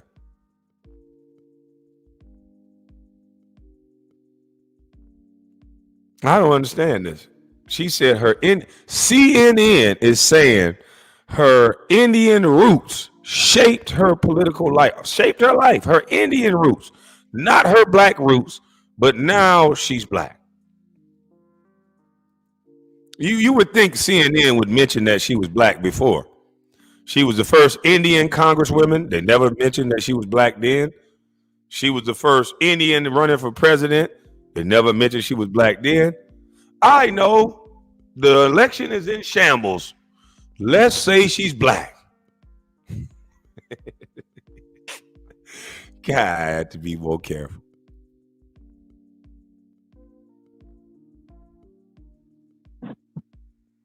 There's no doubt that the primary source of learning for Senator Harris was from her mother's experiences and the conversations that she had with her maternal grandfather when she visited India, which was very often accompanying her mother, or when the grandparents would visit them in America. Back to All right, she's an Indian. Let's Nick, if you can bring up her kids. I want y'all to see a picture of her husband and her kids. I don't know how black people get hoodwinked by this stuff every single year. It's crazy to me. Barack Obama was half white, half black. They can never find an actual African, a person that's a descendant from Africa that only have black people in their lineage, that married a black person and all of the above. They can't find that person, so they hoodwink you into believing some random person they want to be a black today is black. And I think that's absolutely correct. When it's convenient to be black, they're black. And we still don't know her policies. They're not going to talk about her policies. Listen, let me go to Black Conservative Perspective page because he be on their top two. Shout out to Black Conservative Perspective. They're not going to talk to you about this woman's policies. They're going to bring a black woman and make her look as black as possible, even though she got blonde hair. And even though she probably got a white man, they're going to have her talking about things in a way as like she is black. Why does her color matter? Why do they keep talking about the color of this lady, even though we can point out whether she's Indian, whether she's black, whether she's whatever? Why do they keep bringing up this woman's color? It would be offensive if white people just keep saying, I just want to get a white woman in office. Yeah, we ain't never had a white woman in office yet. How do black women skip the line on white women? If the white man is the most powerful man, shouldn't a white woman get in next? And then we go to a black man, and then we go to a black woman, or a white woman, then a black woman? You think they're gonna let you just skip the line, or are they using your black ass? Why would a white powerful man that run America allow a black woman to go in office before a white woman? Ain't no way in the fuck. If I'm a black man and I run the world, I'm gonna put a black woman in first. I'll use you little nigglets. Why would I just give you something? Or I'll give it to the black woman who's controlled by the white man. Now, she's up under a white man. A white man is the head of her household. She go home and listen every day to a white man. So which one is it? Are you so worried about color? Because if you are worried about color, she submits to a white man every night. So the white man wins again. So which one is it?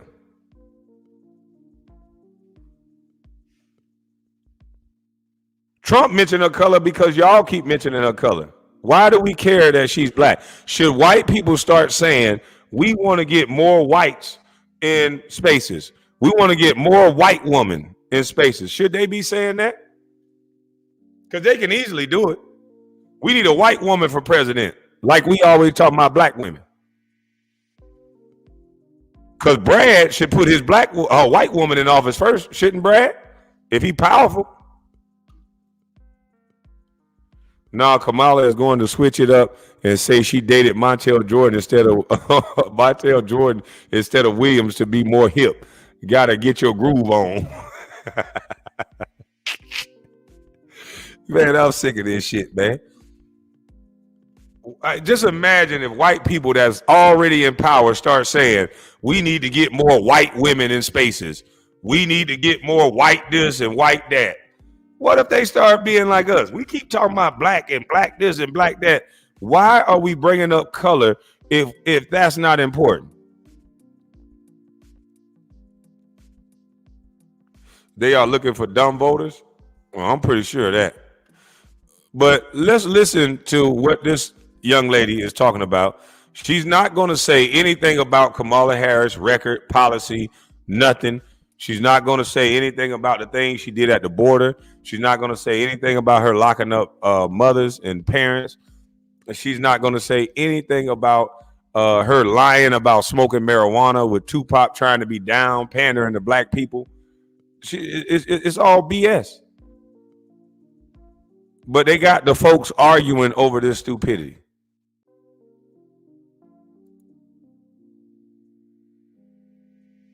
Want to say one quick thing about this invitation to the president and board of NABJ. Y'all got played.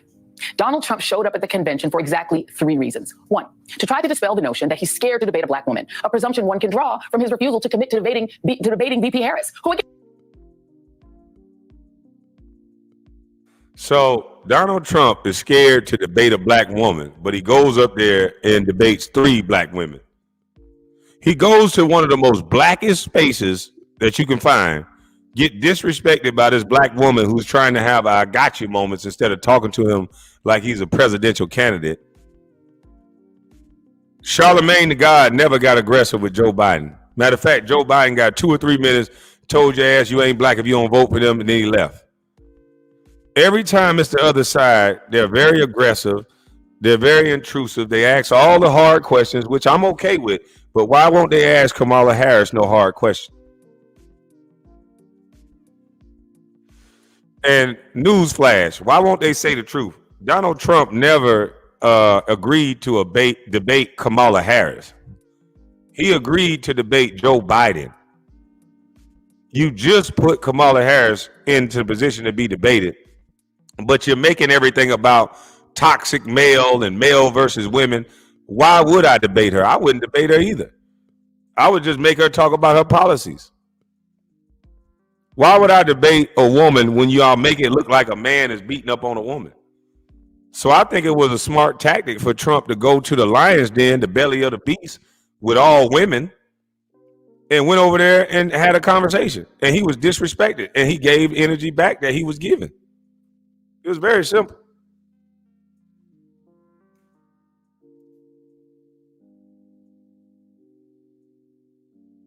Again, for those in the back, is a black and Asian woman. It's also why he lost it like a grumbly senior at the retirement home who didn't get his Jell-O dessert when ABC's Rachel Scott challenged him to answer basic questions. And how likely is it that he would have shown up at all if the lady from the network that paid a $787 million legal settlement for spreading the big lie wasn't included on the panel?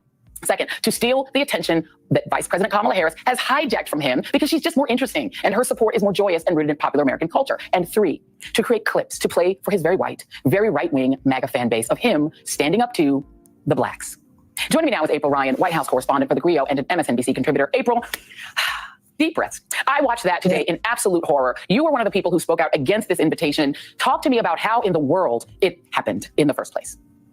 Well, first of all, the NABJ, an advocacy group for Black journalists, the Black press, extends invitations every election cycle to the presidential candidates. But for this cycle, this special and unique cycle, Donald Trump was invited, but we know the story, and this is where I'm going to put the button. We know the story. We've seen the movie. We spit the popcorn out and all of that. We know who he is to the Black press, how he has berated us, how his minions have berated us, from himself to Tucker Carlson, who have come after me, Yamiche Alcindor, and you, Joy. And so many others, like Sonny Hostin from The View, Donna Brazile, Abby Phillips, so many, Don Lemon. And understanding this, and you're an advocacy group for the press. Why would you invite someone that in 2018 you said you were appalled at his actions and used our pictures to say that, so you're not appalled? What was this for? Was this for showing clout? Was this really for journalism's sake? All right, guys, we got to talk about this epic video that's going viral on TikTok featuring this black woman who is going to go off on the fact that the so-called black journalist in Chicago, it is an offensive, which is that y'all said about this interview. I'm going to ask y'all to, forgive my language. Into it. Listen, before I start this interview, I'm gonna ask y'all to, forgive my language in advance, because I'm gonna say some stuff on here that I don't use to sell my videos. So those of y'all who have sensitive ears, keep swiping. Let this be one of my videos that you swipe on by, because listen, playtime is over and the gloves are off. Now listen, first I want to say thank you to my Chi-Town sister who, let me know that Trump was gonna be in Chicago doing the interview. Now let me say this. This was the most disrespectful interview I think I've ever seen.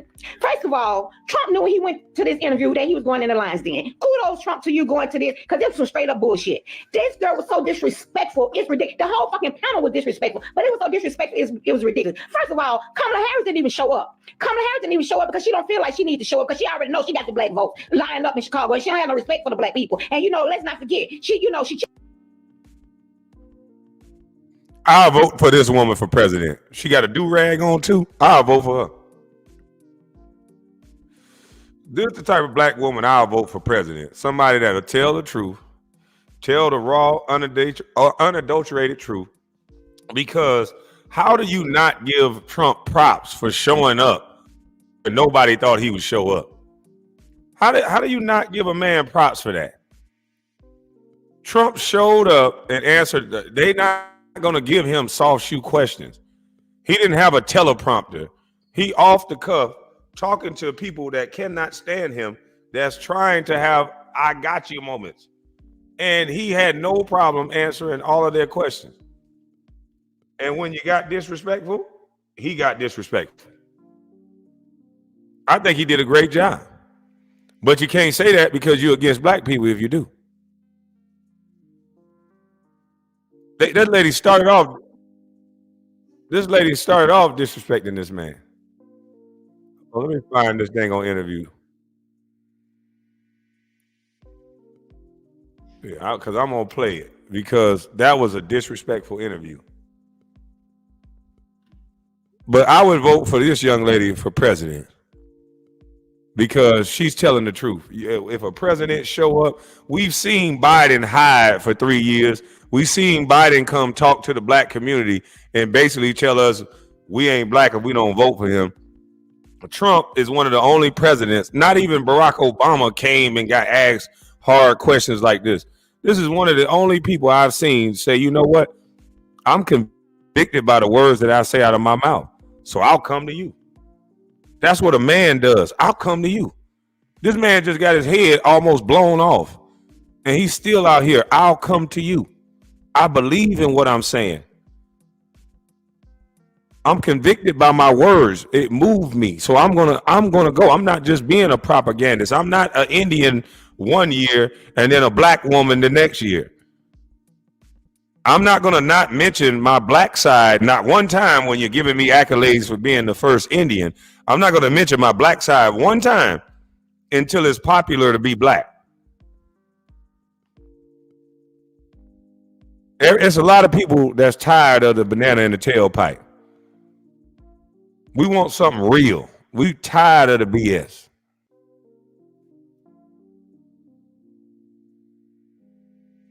Chicken shit. She complete chicken shit because she been saying she wanted to debate Trump, and this would have been the best time for her to be on stage with Trump and say whatever she wanted to say to him. But of course, she didn't even show up. The doggone interviewers, they were 35 minutes late because they had no respect for Trump either. But yeah, so I just want to say again, she's making some very salient points here, right? The point about Kamala not showing up again tells you everything you need to know about this narrative from the media that Kamala's so strong. Kamala said, anytime, any place, I'm ready to debate Trump. She's trying to take the position as the person that Trump is running away from. But when she had an opportunity to actually be in the same building as Trump, to get on the same stage as Trump, to have Trump say it to her face, which is what she asked for, she declined. Now, I don't want to hear nothing about she was at some sorority event. No. Kamala Harris is running for president of the United States. Hello. For everybody who's saying Trump is scared to debate her, she could have got her debate right then and there. That was more important than her sorority event. You're not a sorority member anymore, sweetheart. You've been out of college for over 25, 30 years. I think an event that you could talk to the person who's running against you and embarrass him for the first time. If you're so strong, you would have done that. You go meet Trump and show that he's a dummy and he's orange man bad. But no. You run to go twerk. You run to go get rappers. You chose to go get Meg Thee Stallion because you wanted to pander to black people, and you chose to go get Quavo because you wanted to pander to black people because you knew if you sat up there with Trump and you sat across that stage, nobody wanted to see that giggly laugh. Because it's funny how they push this narrative as if Kamala Harris couldn't show up to the building and show out. She could have showed up and showed out and left Meg Thee Stallion and Quavo home. But see, she's not going to ever leave Meg Thee Stallion and Quavo home because she don't want to get to the nitty gritty of what this thing is really about, which is the constituents, the policies. What are you going to do for Americans? What are you going to do for black people, LGBT, Asian? What are you going to do for the collective? See, she don't want to talk about that. She's campaigning on black folks just care about celebrities. She ran straight to the blacks. We are who do they want to get first? She ran straight to the blacks. That's crazy. She ran straight to the blacks, and now she got a black woman acting like Trump was ducking smoke. Trump went around. Wait till y'all see me play this interview. Trump was in front of a black woman and on stage with several other black people. So how is he ducking any smoke and he up there by himself with all black people with no teleprompter, no nothing in his ear? He ain't got to stand there and gaze off into space. This man is only a couple years younger than Biden, and he shows up by himself after getting almost shot, dove on the ground, jumped back up, pump his fist in the goddamn air like he in a movie, and now he show up where black people at and say, let's get it. That's one thing us black people we used to respect. We used to respect a nigga that'll show up. Win, lose, or draw. We used to respect somebody that'll just show up and put them paws up. We used to respect that. Nigga, whether you lost or not, you came and got yours. Trump came and got his. Kamala went to go dance with some rappers. Kamala put on a strip show. Well, Magic City open 7 days a week. We don't need no more strip shows in Atlanta. Onyx is still open. Blue Flame is still open. We don't need no more strip shows in Atlanta. We need some policies in Atlanta.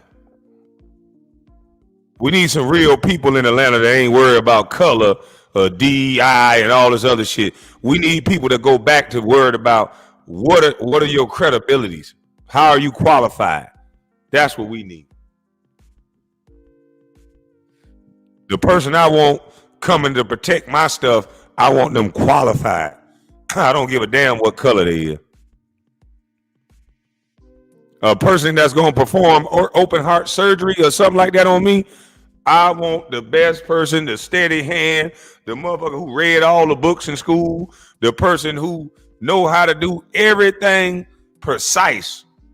I don't want a motherfucker just because they black. I don't want a motherfucker just because they white. If my son or if I had kids that was joined at the head or whatever, and I wanted to get them separated, I don't want the motherfucker that's black. I want the motherfucker who qualified. When somebody's life is on the line, you don't give a damn about color. So why we care so much about it in everyday conversation?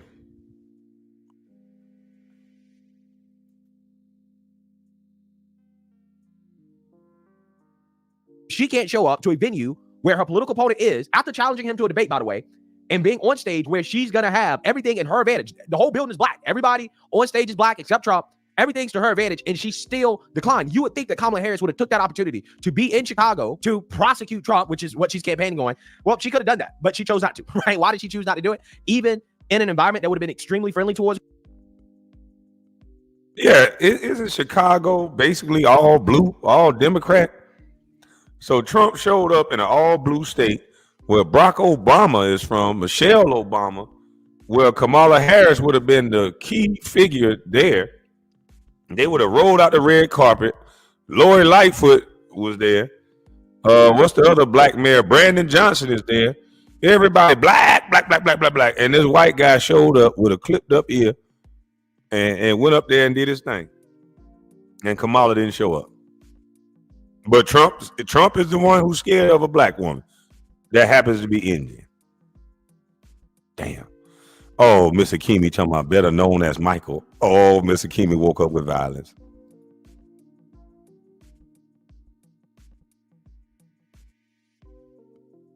Her? Well, it's because she's afraid, right? Everybody knows that. But Trump, kudos to you for going into this bullcrap. Now, this interview didn't even start the interview off by saying hello, President Trump, or hello, former President Trump, or hello, Trump. She didn't even speak to him. She just went straight into the text. Let me tell y'all something. I don't like Kamala Harris at all, period. Y'all know I don't like Kamala Harris, but she is the VP of the United States of America. And if I had a conversation with her, if I had an interview with her, the first thing I would do before I even started any question would say, hello, VP Harris, how you doing? That's the least respect you can give to anybody. But these disrespectful tricks, they have any respect for Trump. All they did was come out with a text from the beginning. From the fucking beginning, that's all they came out with. Now, this dumbass trick gonna have the nerve to say to Trump, you know, tell me why should black people support you? You know what your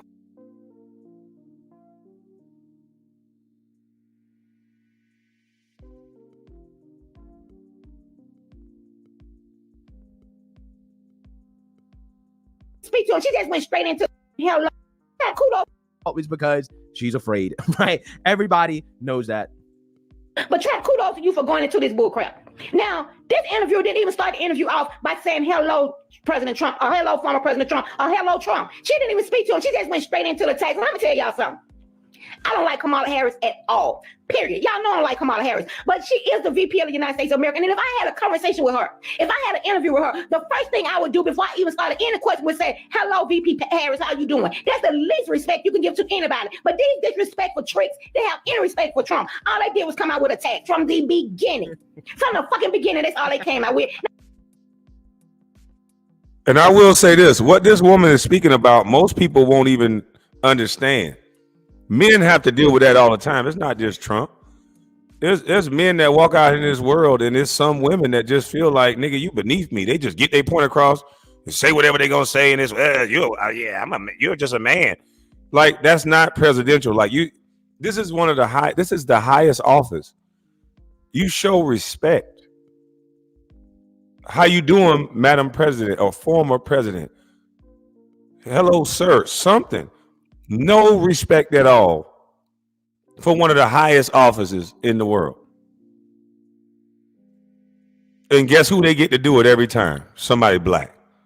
They never let black or white women do this. You won't find an interview where a white woman is, them white women on The View. Them white women on The View, they disrespectful as fuck. They all slow too, so I'll take that back, black ladies. But majority of the time, they make sure they go get a black person, a black man or a black woman, to be highly aggressive and highly disrespectful, especially a black woman to disrespect a black man or any man, because it's a gray area. You're like, oh shit, we don't want that mafia or the black woman on us, because you cuss out one black woman and somehow it turns into all black women. You can't say you, one particular woman, I can't stand you, you black ugly beep. You can't say that to just her. If the wrong people get it on video, they'll say he hate all black women, even though you might have a valid reason for not liking this one black person. They make us all a group. That young brother, Kai, what is his name? Kai Sinatra. How do you say this young black fella name?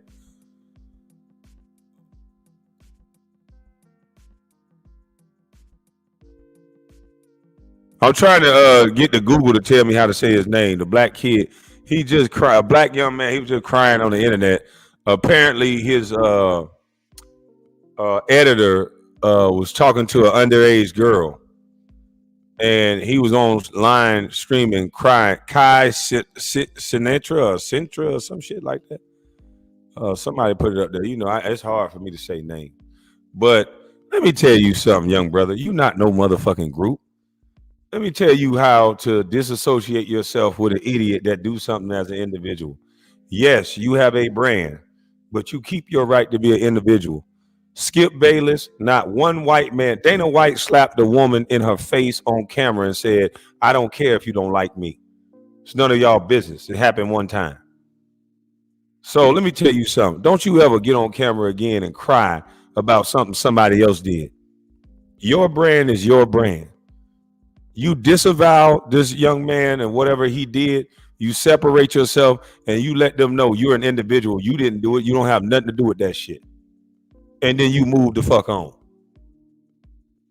My brand won't be represented by somebody that will disrespect or do something like that. He no longer is employed, and I wash my hands with him, and I'm done. My company is moving on to greater things. Don't ever let nobody see you crying on camera like that, beating the table, being emotional for what somebody else did. There's a saying in our community: we'd rather be judged by 6 than or judged by 12 than carried by 6. That's on you. That's you taking responsibility. When you go to heaven or hell, you're going to be judged as an individual. You go to the pearly gates, God ain't going to say, well, the person that was next to you was doing this. No, fuck that. Stop trying to let white folks make you a group. You are easy to take down and control by thinking you're a group. You are an individual. Do not die a copy. I'm not responsible for what no one do around me.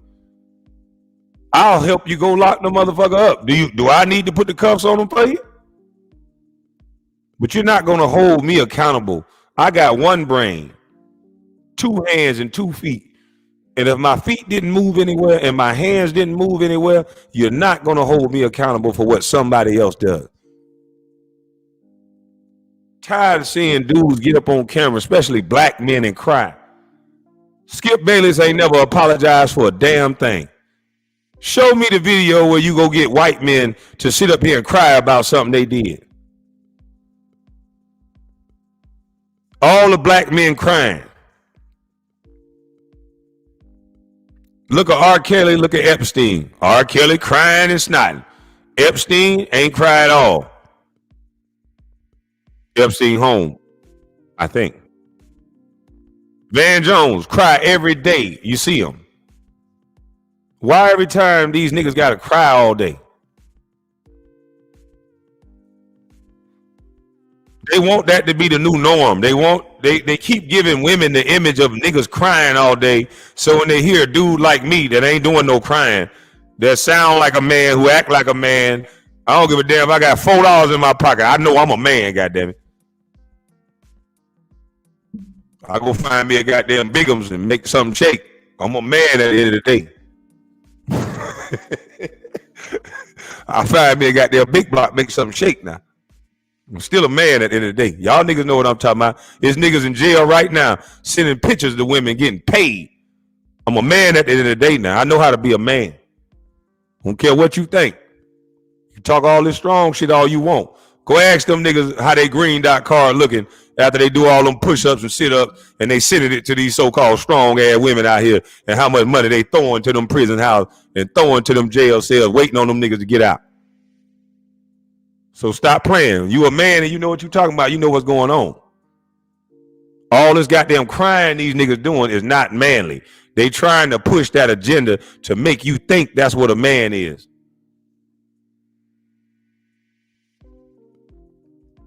You could take my whole wallet, take all my credit card, just give me an ID where I can get in the bar, and give me a clean pair of jeans and a t-shirt. I guarantee you I have somewhere to stay tonight. Hey, look here. Give me a clean t-shirt, pair of jeans, fresh pair of kicks, and just give me an ID and the cover charge to get in. I guarantee you before I leave there, I have me a place to stay tonight. I'll be in that motherfucker fishing. I'll be in that motherfucker being a man, fishing. And then somebody, some woman that's meant for my rib to build me up, gonna see that, yes, Lord, I need this man in my life. And whether $1 in my pocket or not, they gonna build me up. Cause that's what she knows she designed to do. They gonna build me up. Why you think goddamn Monica was waiting on goddamn C Murder? Come on now. Y'all acting like I don't know what the fuck I'm talking about. I know exactly what I'm talking about. Why you even need an ID? Just in case, you know, protocol. They don't gotta let you in. You know what I mean? Nigga always gotta ask a question that ain't got nothing to do with the story. Why you even need an ID, nigga? But I tell you what, I bet you before I leave that motherfucker, I have me a place to stay, at least for a couple nights. Yeah. At least for a couple nights. Y'all niggas better go back to being men and stop playing. Fuck what they told you. You better go back to being men and stop playing.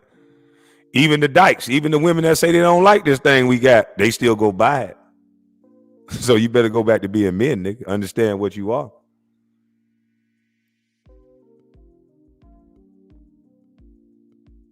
Now this dumbass trick gonna have the nerve to say to Trump, you know, tell me why should black people support you? You know, with your rhetoric and all this and all that, and why should black people support you? You lied about Obama, you lied about nigga Haley, and that, let me tell y'all something. That's what a lot of the black community mad at Trump about, because Trump questioned Obama citizenship in the United States of America, and you know you cannot question King Obama because black folks will have a fit. That's what a lot of them will say with Trump about.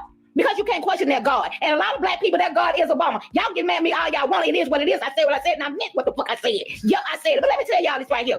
So, God dang.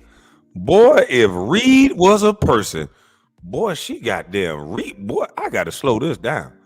My goodness. This lady say, so some of y'all, Obama is y'all fucking God. I don't give a damn who get mad at me. Woo. See, hey, look here. I ain't gonna lie. This is the type of black women I'm used to in the community. I ain't used to all this goddamn soft ass, go along, get along gang black women. I'm used to these type of black women. I ain't gonna front. These the type of black women that was in my community. The black women that wasn't afraid to let anybody know, man, woman, because there's a lot of women that only got smoke for women. Woman got smoke for everybody. If she got a problem with you, you could tell. You're going to know it. You don't have to ask. You don't have to think about it. With this woman, you're going to know exactly who you're dealing with when you dealing with a woman like this. I like a woman like this. I'm talking about, I grew up around women like this here. It's straight, no chaser, bitch. I just wish the men who learned from women like this don't get your message out like this, because as a man, they'll probably shoot you. But stand on the principles and the things that a woman like this will teach you. A woman like this will speak her mind. A woman like this is not afraid to say whatever it is she needs to say. And some of you men were raised by women like this, but you understand that this system is not allowed or not designed for you to say things that you need to say. So a lot of you men are living in fear. But if you're going to be a Christian and say that you can do all things through Christ who strengthens you, and you fear no man but God, then stand on it. Stop living in fear. Start actually believing the shit you go to church and say and tired about. See, some of y'all are trying to buy y'all way in heaven, but none of you live by the principles that you're talking about. The greater the suffering, the higher the peace. I think David Goggins said that, and I actually like that saying. The greater the struggle, the better the peace. And none of y'all want to struggle. Everybody want to be cool with everybody.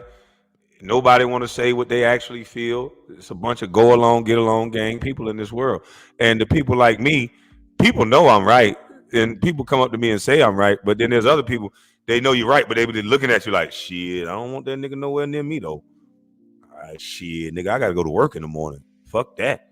I don't want that nigga around me. Man, that nigga cool as fuck. I agree with what he's saying, but that nigga played basketball. Fuck that.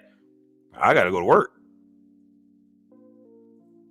That's why more brothers got to start thinking like Dame Dash. Yes, this job is a stepping stone. I know you don't like the way he get his message out. He said he never had a job. He can never have a boss and all this other stuff. You should be thinking like that too. You should not have men over you. There's enough business in this world. Pick one, and you don't have to have nobody over you. And that way you can say what the fuck you want to say out of your mouth. Right now, we living in a world where men voices are obsolete because men are working up under women, and women ain't having that shit. You niggas better tamper down.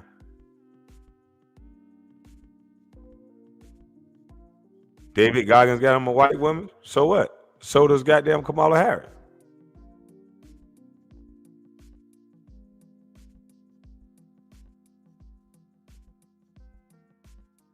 But we got to start standing up. I keep trying to tell them it's more about classism, not racism. Don't nobody give a damn about what color you are no more. They care about your social economic status. That's why they ask, what school did you go to? What did your parents do? When you go around white people, they ask a series of questions all the time. Where'd you grow up? What high school did you attend? What college did you attend? They might ask you about your mother and father. They want to know you come from good parents. They want to know your background and who you come from. And based on that is going to be based on how you're treated. Your education, your social economic status, where you are in life plays a big part. Jay-Z was being treated way different before he married Beyonce. When Jay-Z was out here talking like he was still a street cat and he was selling drugs and this and that, he was being treated way different. He was looked at way different. When he married Beyonce, he went to a different social economic status. Same thing with the young man Rihanna is dating. He's looked at way different now that he's with Rihanna, because she's of a different social economic status. It's about classism. I could marry into the right family and they'll treat me better than white people. Yeah, you can get one white daughter or one J-word daughter to fall in love with you, and you marry her, and now you have entered into a protected group that they're gonna make sure that you do better. Y'all think Kanye West is stupid as y'all think. Kanye West said all that shit about J people and said all this stuff about these people, that people. Y'all thought Kanye West was gonna die, and then he went and married a J woman. They said, okay, we can't do that to him now, and we can't make sure he can't go automatically broke because he with her now. So hold on, we still gonna tamper him down, make sure he shut the hell up. We ain't gonna let him rent no Coliseums or nothing else right now, but we gonna make sure he good. He got his wife. He got one of them J people wife. Laugh out loud, J people. You damn right. You know I know what to say. There you go, SJ. Tell him to hit that like button. Ain't nobody say Kim. He's not married to Kim. Let me get you up out of here, dummy. Because you know he not messing with Kim no more. Kim doesn't mess with another dude. He's with a J woman right now. So shut your goddamn mouth. You just in here to talk shit. And I done seen you say 2 other things. Get your country ass up out of here.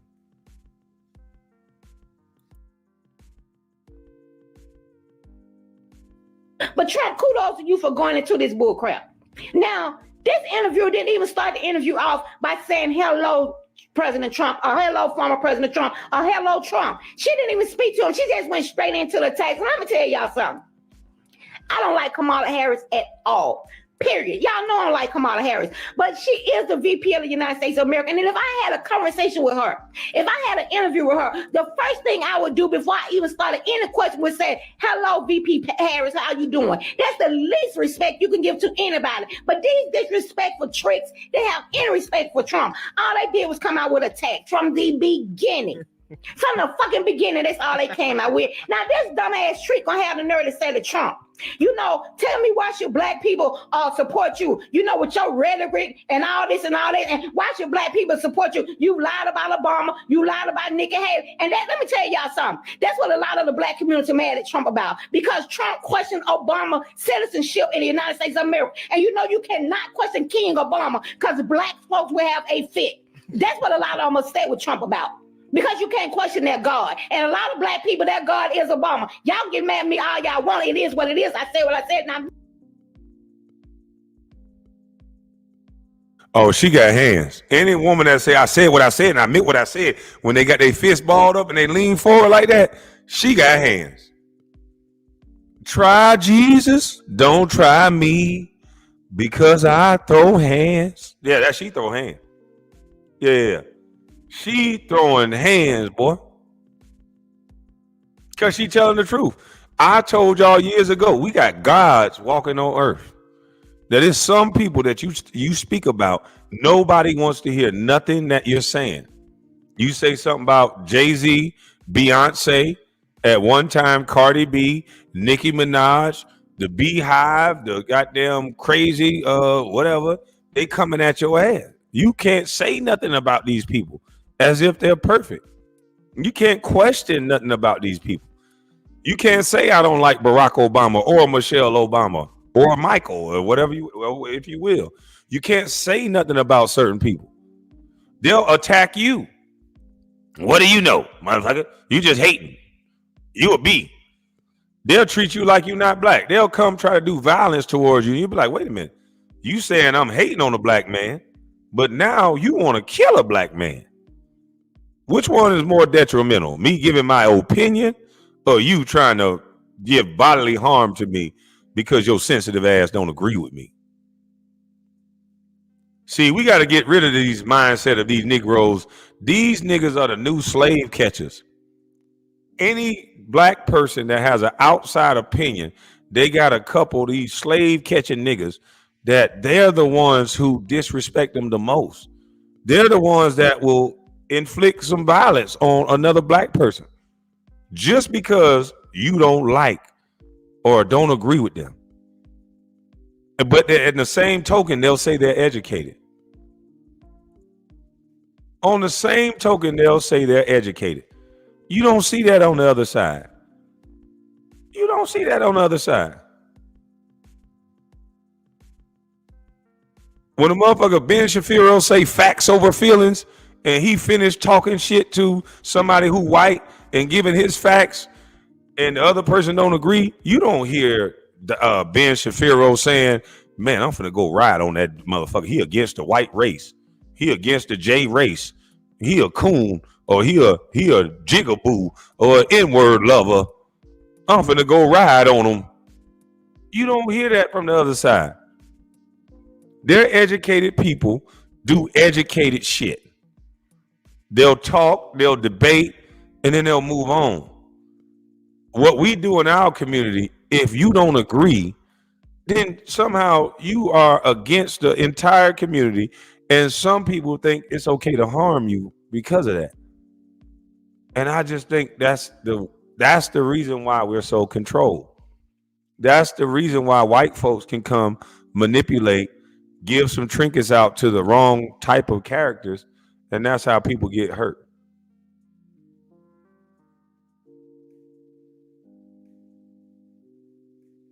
Why block? Because when you troll, I didn't drop my link yet. When you trolling in the chat and making accusations and just saying dumb stuff, then you're out of my chat. I don't block a conversation. Now, if you want, I'll drop my link and you can have said conversation. And as long as you can do it respectfully, we can have a conversation all the time. I invite conversation. What I don't invite is immature males that hide their weakling behavior under the guise of being a troll. I think this word troll have made men lose the responsibility of respect for another man. I think this word troll gives people an excuse to not to realize how lame and immature they are. So instead of trolling all the time, let's have a conversation. Conversation rule the nation. So if it's something that you disagree with, there's no reason to type ignorant shit in the chat. You can just simply say, hey, drop the link. Let's talk about it. And what I've found is that most times when I've dropped the link and I try to talk to somebody about something they feel convicted by, they only can tell me talking points from CNN or their favorite news station or what they heard somebody else say. And the moment I take the time to ask them about what they think, they really don't think nothing. So refrain from the disrespectful comments in the chat. And if you want to have a conversation, I'll definitely drop the link. I have no problems with that because I believe in what I'm saying. And ain't nobody told me to say this. Most of you niggas just are going to repeat what you've heard.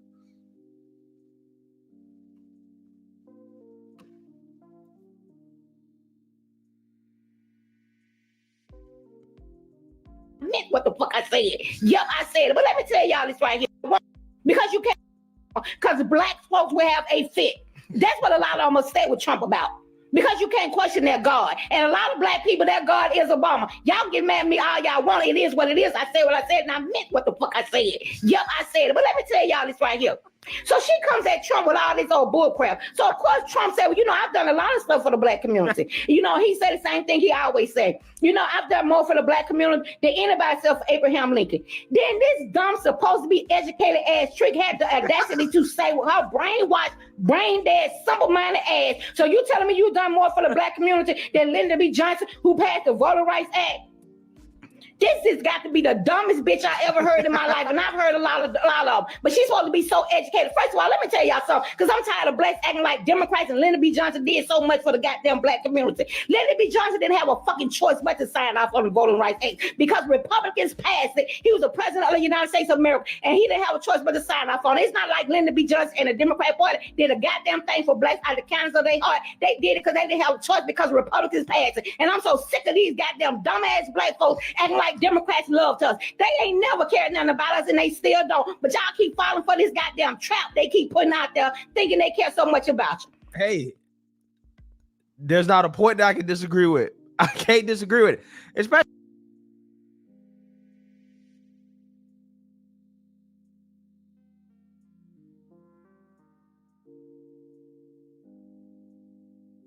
Man, Auntie ain't playing with y'all. Auntie ain't turned down no smoke. And I believe Auntie will throw hands. She from Chicago. She might throw something else. So Auntie ain't front. We need more aunties like this. Vote for Democrats no matter what. Think it's not higher. She's a DEI hire. You call. I know she didn't. I know she didn't call her no DEI hire. I know she didn't call her no DEI hire. Oh shit. Ma'am, they're gonna call you racist. They're gonna call you misogynistic. They're gonna call you she a female. She can't be misogynistic. Well then, I'm gonna believe all women and say she right. Shit. She from Chi-Town. She telling the truth. She got a do-rag on, and she's a black woman, and this is a believe all women era. So that's what I'm saying. Like, they tell us things that you cannot do. If it's believe all women, right? Some women may not say this. So should we believe them? This woman is saying this. Should I believe her? So when do we believe all women? Sometimes. Like, why do we say the stupidest shit in the world? What if men say believe all boys, believe all men? Like, this is the stupidest shit in the world to say. Like, we don't even understand how stupid we sound when we talk. Everybody, what if we just have down is up and up is down. I said this before. Down is up and up is down. We don't realize how lost we are. There's women that have both sons and daughters, and they say the most egregious things in front of their son. Believe all women. So if your son comes in the room and say, my sister just hit me, and the daughter says, no, I didn't. You tell your son, you're lying. You're a male. Like, what the fuck are we doing at this point? Look here, little son. You're lying. Your sister said she didn't hit you, and she's a female. Believe all women. I'm woke. Like, what the hell? I believe in the facts and the evidence and the truth. That's it. But Auntie just said something that's might get her canceled. I don't know. Let's see.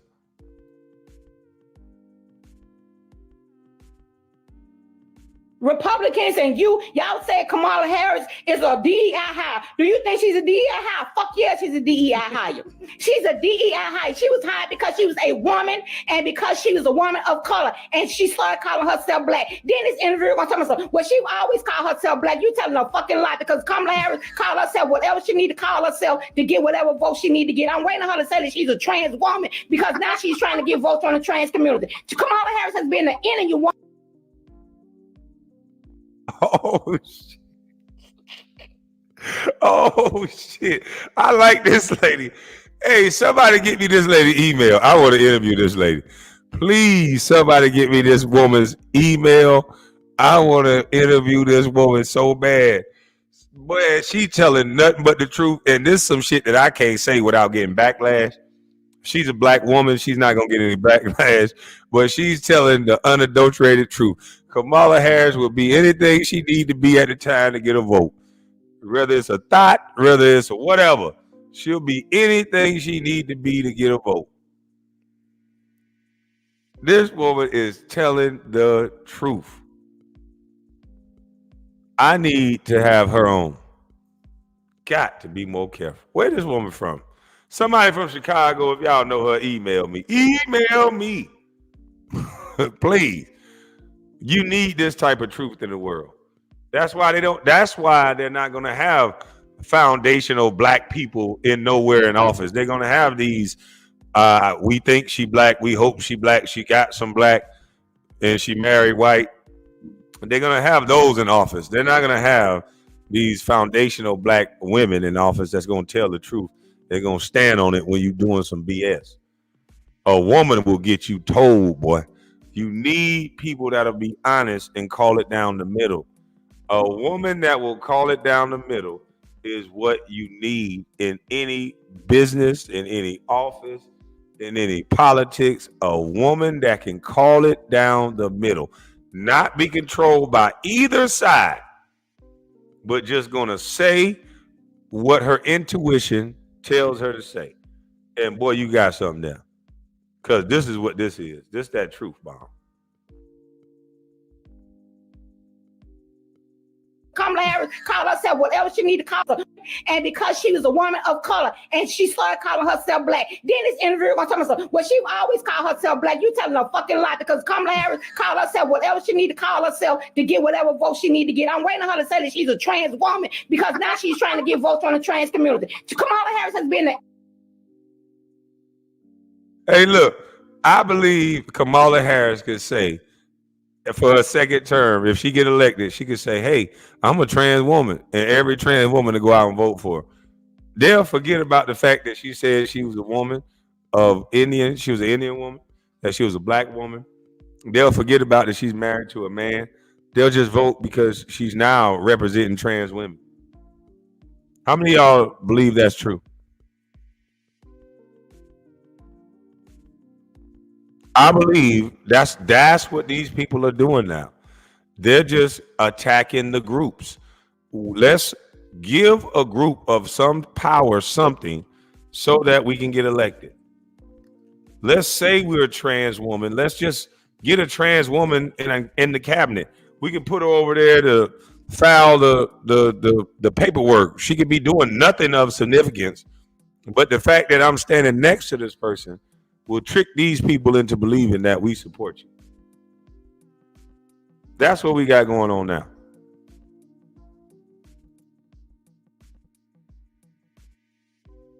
lot, because Kamala Harris called herself whatever she need to call herself to get whatever vote she need to get. I'm waiting on her to say that she's a trans woman, because now she's trying to get votes from the trans community. Kamala Harris has been an Indian woman when she was running up there in fucking California. She became a black woman when she was running for VP, and she needed the black vote. And like I said, I'm waiting on her to say she's a trans woman, because now she's trying to get votes from the trans community. So don't sit up here and act like Kamala Harris don't switch with the wind because she can't. This was the worst interview ever. And Trump, I give kudos to you for even going into this bullshit, because I wouldn't have went nowhere near. I wouldn't have went nowhere near, period. But let me tell y'all something. If y'all sitting up here thinking just because the person is black or just because the person is a woman that they got to jump in line with the Democratic Party or they got to vote for Kamala Harris, kiss the crack of my ass, because I am a black woman and I'm not voting for either. I'm not voting for Kamala Harris and I'm not voting for the Democratic Party, and it is what the fuck it is. Yo, yo, that might have been one of the most epic rants I've ever heard.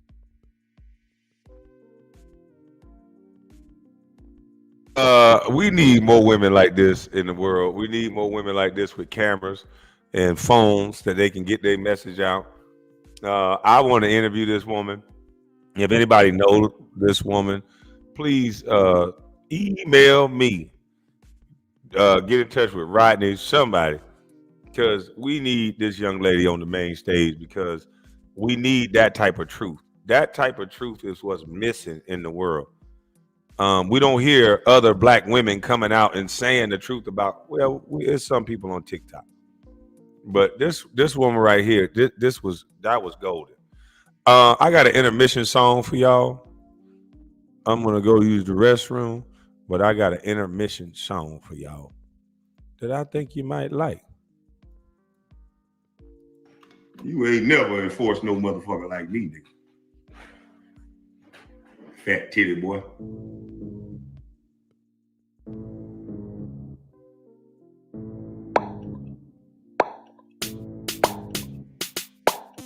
Fat titty boy, fat titty boy, fat titty boy, you wide jaw titty boy, fat titty boy, fat titty boy, fat titty boy, orangutan titty boy, fat titty boy, fat titty boy, fat titty boy, you wide jaw titty boy, fat titty boy, fat titty boy, fat titty boy, orangutan titty boy, big baby mama body, big baby mama body, big baby mama, big baby mama body, baby mama body. He got something brown in his hand that look like a goddamn purse. He got some sweater vest on like a blouse looking thing. Fat titty boy, fat titty boy, fat titty boy, you wide jaw titty boy, fat titty boy, fat titty boy, fat titty boy, orangutan titty boy, fat titty boy, fat titty boy, fat titty boy, you wide jaw titty boy, fat titty boy, fat titty boy, fat titty boy, orangutan titty boy. This nigga got a dinner block back. Dinner block back. This nigga got a baby mama body. Baby mama body. This nigga got a orangutan body. This nigga got a daddy titty body. That nigga lip be getting in the way when he breathe and shit. His bottom lip be holding. His bottom lip be holding. His bottom lip be holding.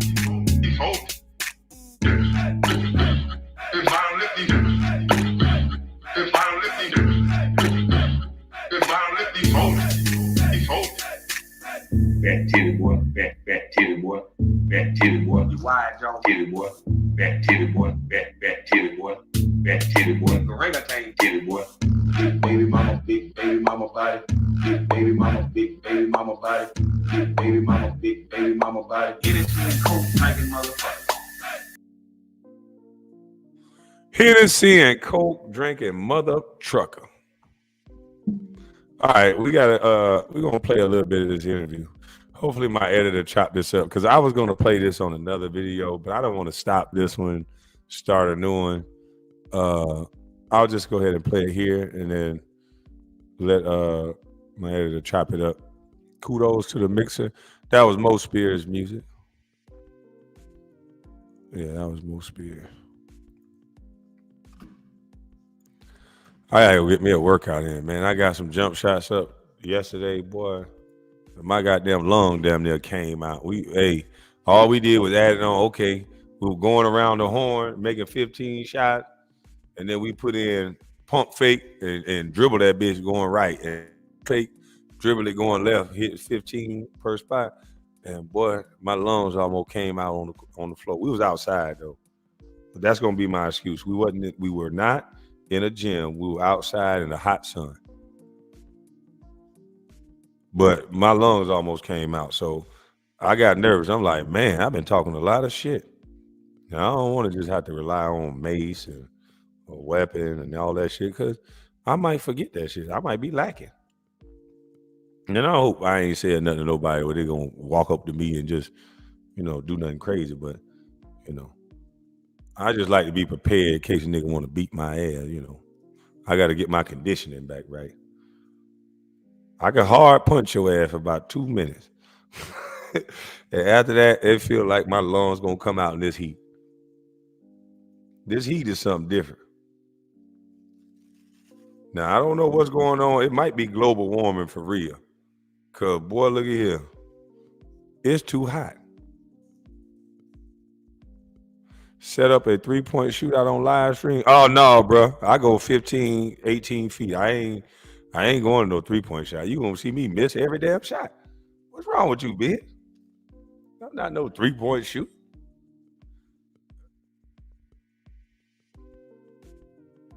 But yeah, I ain't no 3-point shooter. 15 feet in, I'm deadly. Kamala camel toe. Oh, Lord. But listen, let's get to this thing, man. Yeah, but when that heat kick in, ooh Lord, that heat something special. Kwame, you got to slow down the weed so your lungs can catch a break, brother, respectfully. I think you're right. But you know what it is though? I notice the smoke don't bother me as much as long as I'm consistently doing cardio and blowing out my lungs. At least that's the excuse I tell myself. But I notice that I can run different when I'm consistently doing it. But it's when I'm not working out, not doing cardio, and smoking. Boy, them lungs goddamn go catching on fire. But I got my inspiration from Snoop Dogg at the Olympics. Snoop Dogg smoked every second of every day. And Snoop Dogg was like 54 years old. And Snoop Dogg ran the 200 meters. And he ran it in like 50-something seconds. And I think that could beat me right now.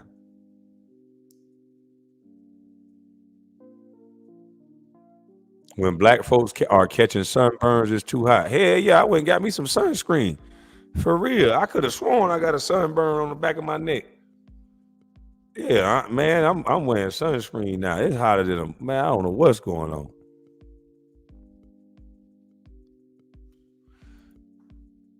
Big Y said I can run 6 miles easily and easier. I don't know what you mean. Oh, he must smoke and saying he can run 6 miles. Yeah, you probably if you can run 6 miles, then that means you're consistent with your regimen. So all I need to do is be a little more consistent. I do need to cut back. I'm never going to say that I shouldn't cut back on some substance. So I'm never going to disagree with that. You can always cut back.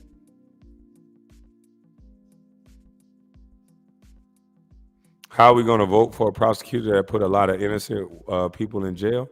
Because she's a black woman that used to be Indian. Oh, you dark skinned now? Oh, nobody gonna want you.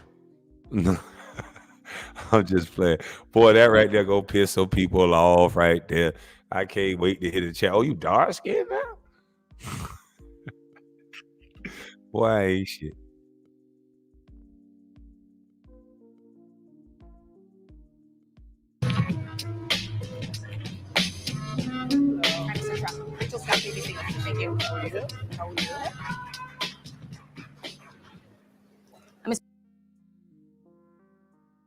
Okay, well, in her defense, she did shake his hand and say her name. Now, I don't know if she said President Trump or Mr. Trump, but she did shake his hand right here. I don't know what's there. Hold on, let me see. See if we can see what's there.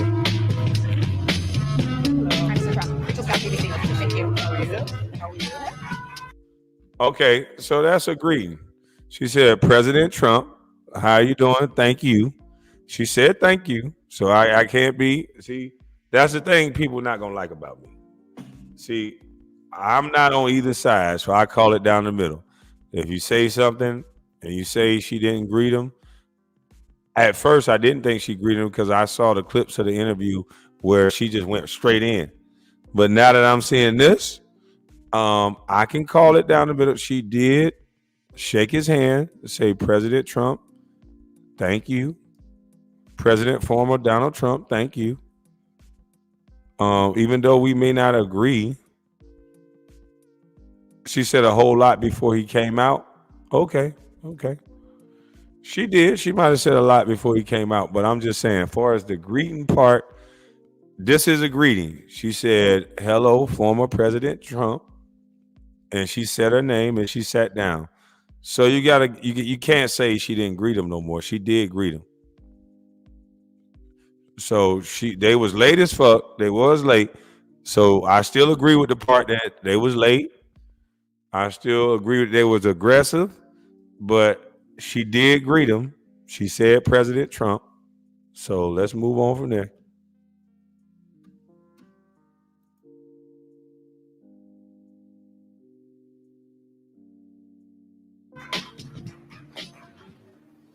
Mr. President, we so appreciate you giving us an hour of your time. I want to start by addressing the elephant in the room, sir. A lot of people did not think it was appropriate for you to be here today. You have pushed false claims about some of your rivals, from Nikki Haley to former President Barack Obama, saying that they were not born in. Now, this is the part where I see it. I'm like, damn. I'm like, she jumped right in for the. So that means that handshake and everything was fake. That was just a formality. Like, nigga, I'm here to crucify you. Like, it looks bad when it's almost like you're pushing an agenda. You're one-sided. Because if this is a fair and balanced situation, they would not talk to Kamala Harris like this. I've never seen them talk to a Democrat like this. Biden was able to come up there, control the situation, go where he wanted to go, talk to Charlemagne how he wanted to talk to him, told America if you don't vote for him, you ain't black, and then he left. Trump came up here and he got ice grilled from the word go. As soon as it started, it's like, ready, nigga, set, go. And it was on. It was on. Come on now, let's get them likes up now. SJ on the job. SJ don't even like me, but she asking for the likes to be up, so you know the likes need to be up. But she went straight to the point. She didn't play no games. I never seen them do that with anybody else. They went straight at Trump. And let's see how he handled himself. In the United States, which is not true. You have told 4 congresswomen of color who were American citizens to go back to where they came from. You have used words like animal and rabbit to describe black district attorneys. You've attacked black journalists, calling them a loser, saying the questions that they ask are, quote, stupid and racist. You've had dinner with a white supremacist at your Mar-a-Lago resort.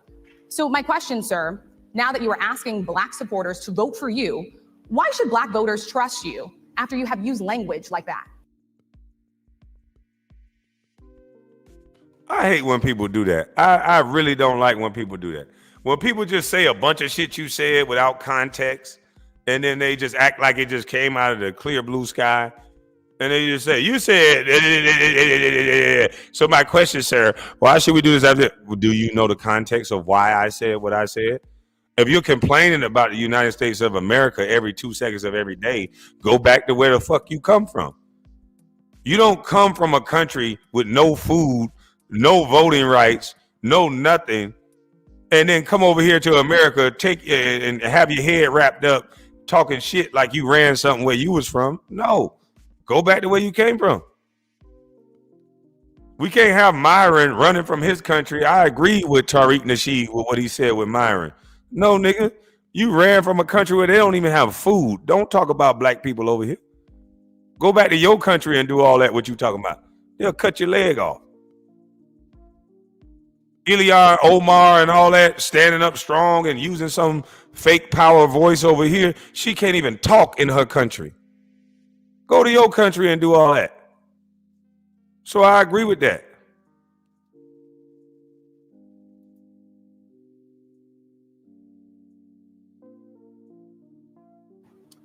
Well, first of all, I don't think I've ever been asked a question so in such a horrible manner. First question. You don't even say, hello, how are you? Are you with ABC? Because I think they're a fake news network, a terrible network. And I think it's disgraceful that I came here in good spirit. I love the black population of this country. I've done so much for the black population of this country, including employment, including opportunity zones with Senator Tim Scott of South Carolina, which is one of the greatest programs ever for black workers and black entrepreneurs.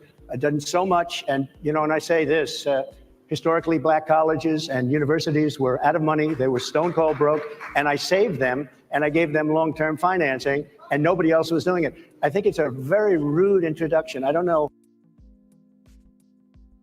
She said, Trump said it was stone cold broke. That's what I'm talking about. You ain't just broke, you stone cold broke. But what did he say that was wrong? Can anybody tell me what did he say that was wrong?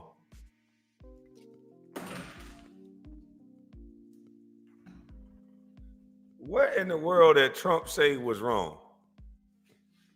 He's stone cold, you're stone cold broke. What did he say that was wrong? Huh? What did he say that was wrong? Did he not fund the HBCUs? Like, it's crazy. They introduced this man like this, disrespect him like this, and he at least showed up. Kamala Harris decided to have a fucking prep rally with twerking in it. That was nothing more than a prep rally. That wasn't a presidential debate. That was a high school prep rally where it didn't make any sense. You have a pastor come up after someone was just twerking. That makes a whole lot of sense. You have a twerk fest, a rapper come up and say nothing, and then you have a pastor come up. Yeah, that all go together. It makes no sense.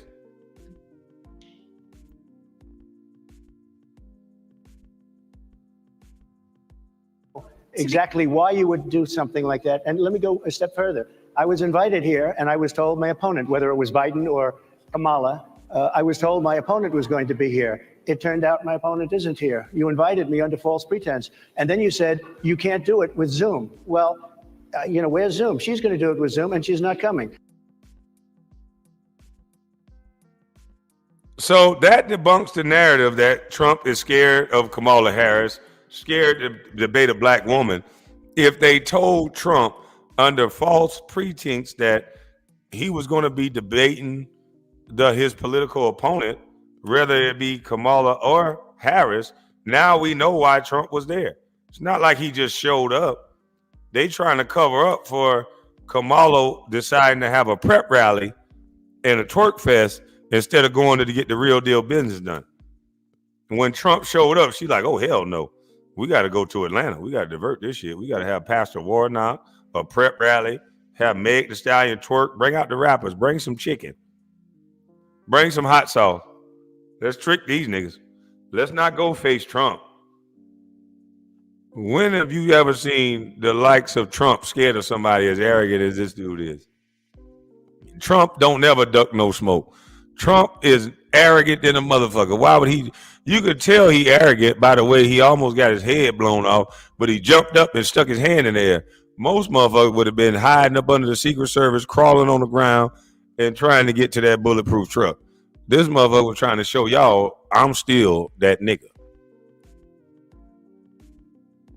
Trump might got a little black in him because he act like black people do. When black people get shot, what's the first thing they do? They nut up, let you know, nigga, that shit ain't hurt. It ain't do nothing. I'm straight. Trump wanted to let you know he was straight right after his ear got clipped.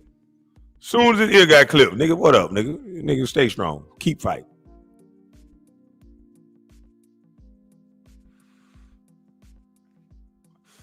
Okay, well, I'm talking about politics, AA, and if you love me and I respectfully know nothing about it, this ain't the video for you, so I'll block you on this one. Come back when I'm just joking.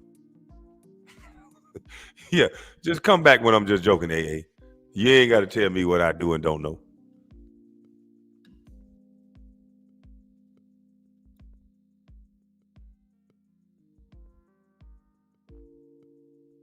And then you were half an hour late, just so we understand. I have too much respect for you to be late. They couldn't get their equipment working or something was President, wrong. I would love I think if it's you a could answer very the question nasty on your question. rhetoric and why you I have believe answered the that black voters question. will trust you with another I 4 have been years. the best president for the black population since Abraham Lincoln. That's my answer. Better than President That's Johnson, my who signed the answer. Voting Rights And Act? for you to start off a question and answer period, especially when you're 35 minutes late because you couldn't get your equipment to work in such a hostile manner, I think it's a disgrace.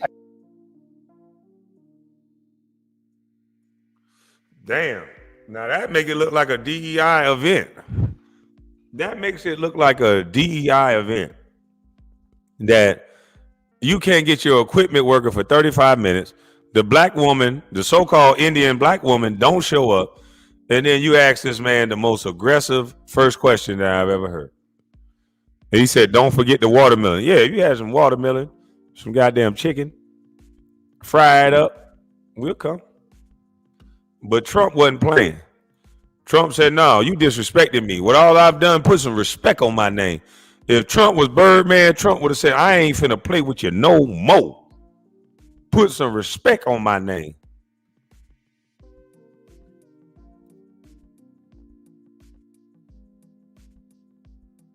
Let me just ask a follow-up, sir, and then we'll move on to other questions here.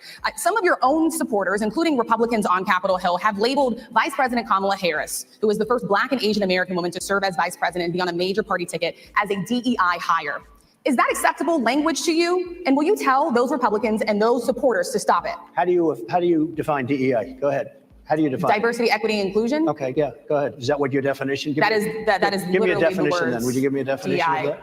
Give me a definition. Sir, I'm asking you a question, No, a you very have to direct define question. it. Define it for me if you I would. just defined it, sir. Do you believe that Vice President Kamala Harris is only on the ticket because she is a black woman? Well, I can say, no, I think it's maybe a little bit different. So I've known her. So isn't that a good question? If you're asking somebody a question, do you think they're a DEI hire? And they say, define it for me. Then they'll have a better understanding of what you're asking them so that they can better answer your question. Because there's a thing, diversity, equity, and equality, or whatever that shit is, inclusion and equality, or whatever it is, DEI, whatever they're bragging about and talking about, black people are bringing this up all the time. It's not white people that came up with this. This is a black thing. So she should have been able to define it for him and then let him better answer her question. What does it mean when it's a DEI hire? What is the definition of DEI hire? I know it's diversion, equity, or whatever, and inclusion, equality and inclusion. I understand that part, but what do you mean by, like, what's the definition? Does anybody know the definition of it?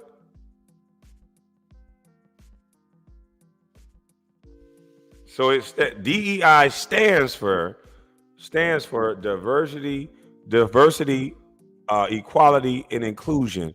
But how can you define it? What is the definition?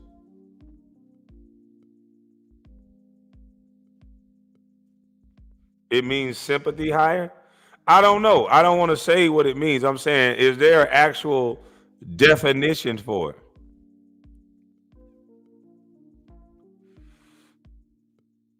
It's another way of them degrading. Hold on, let me Google it. Let me Google this. DEI. Hold on. As I smoke.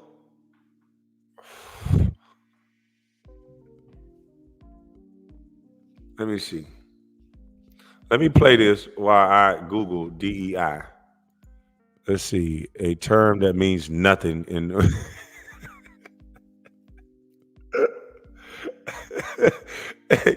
a term that means nothing in the real world where you are on the job and look around and only see one or two people who look like you. DEI, really? It means nothing, not like us. Okay. Now I'm intrigued. I gotta see what the hell DEI means. DEI meaning. All right, DEI stands for, we know what it stands for: diversity, equality, and inclusive. It's a phrase. Also, it's a phrase. It's a phrase that refers to the distinct values that can be seen in business, schools, or government agencies. Huh? It's a phrase that refers to distinct values that can be seen in businesses, schools, or government agencies. DEI.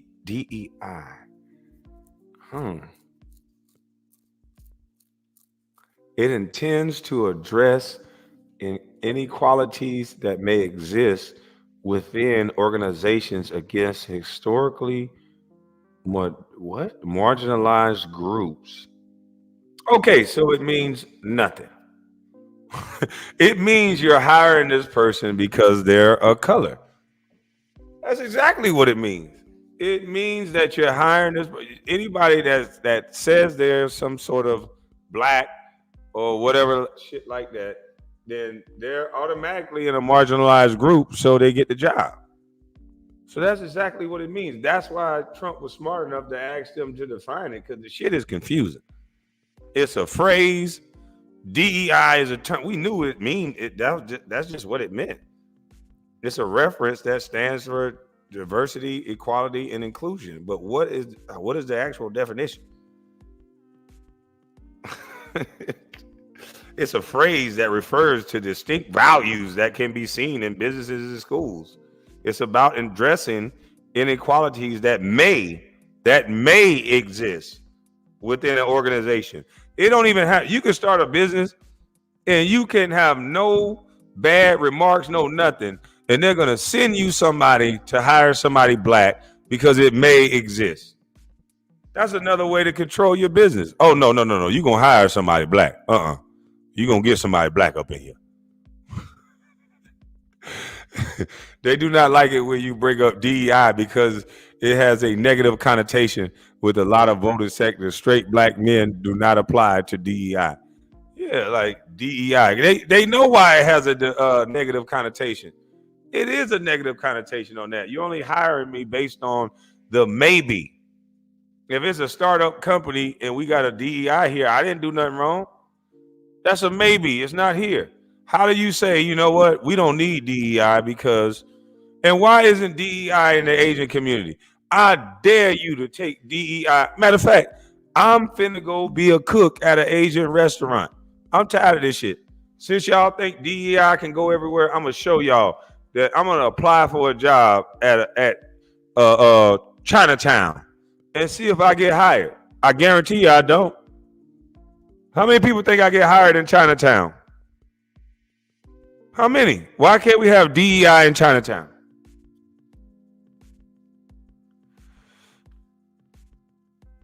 Because I want to be an Asian cook.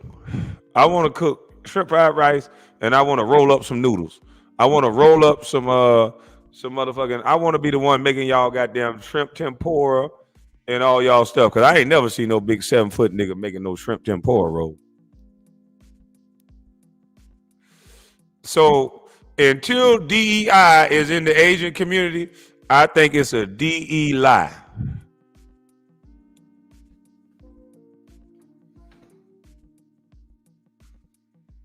Until DEI is in the Asian community, I know it's some bull crap.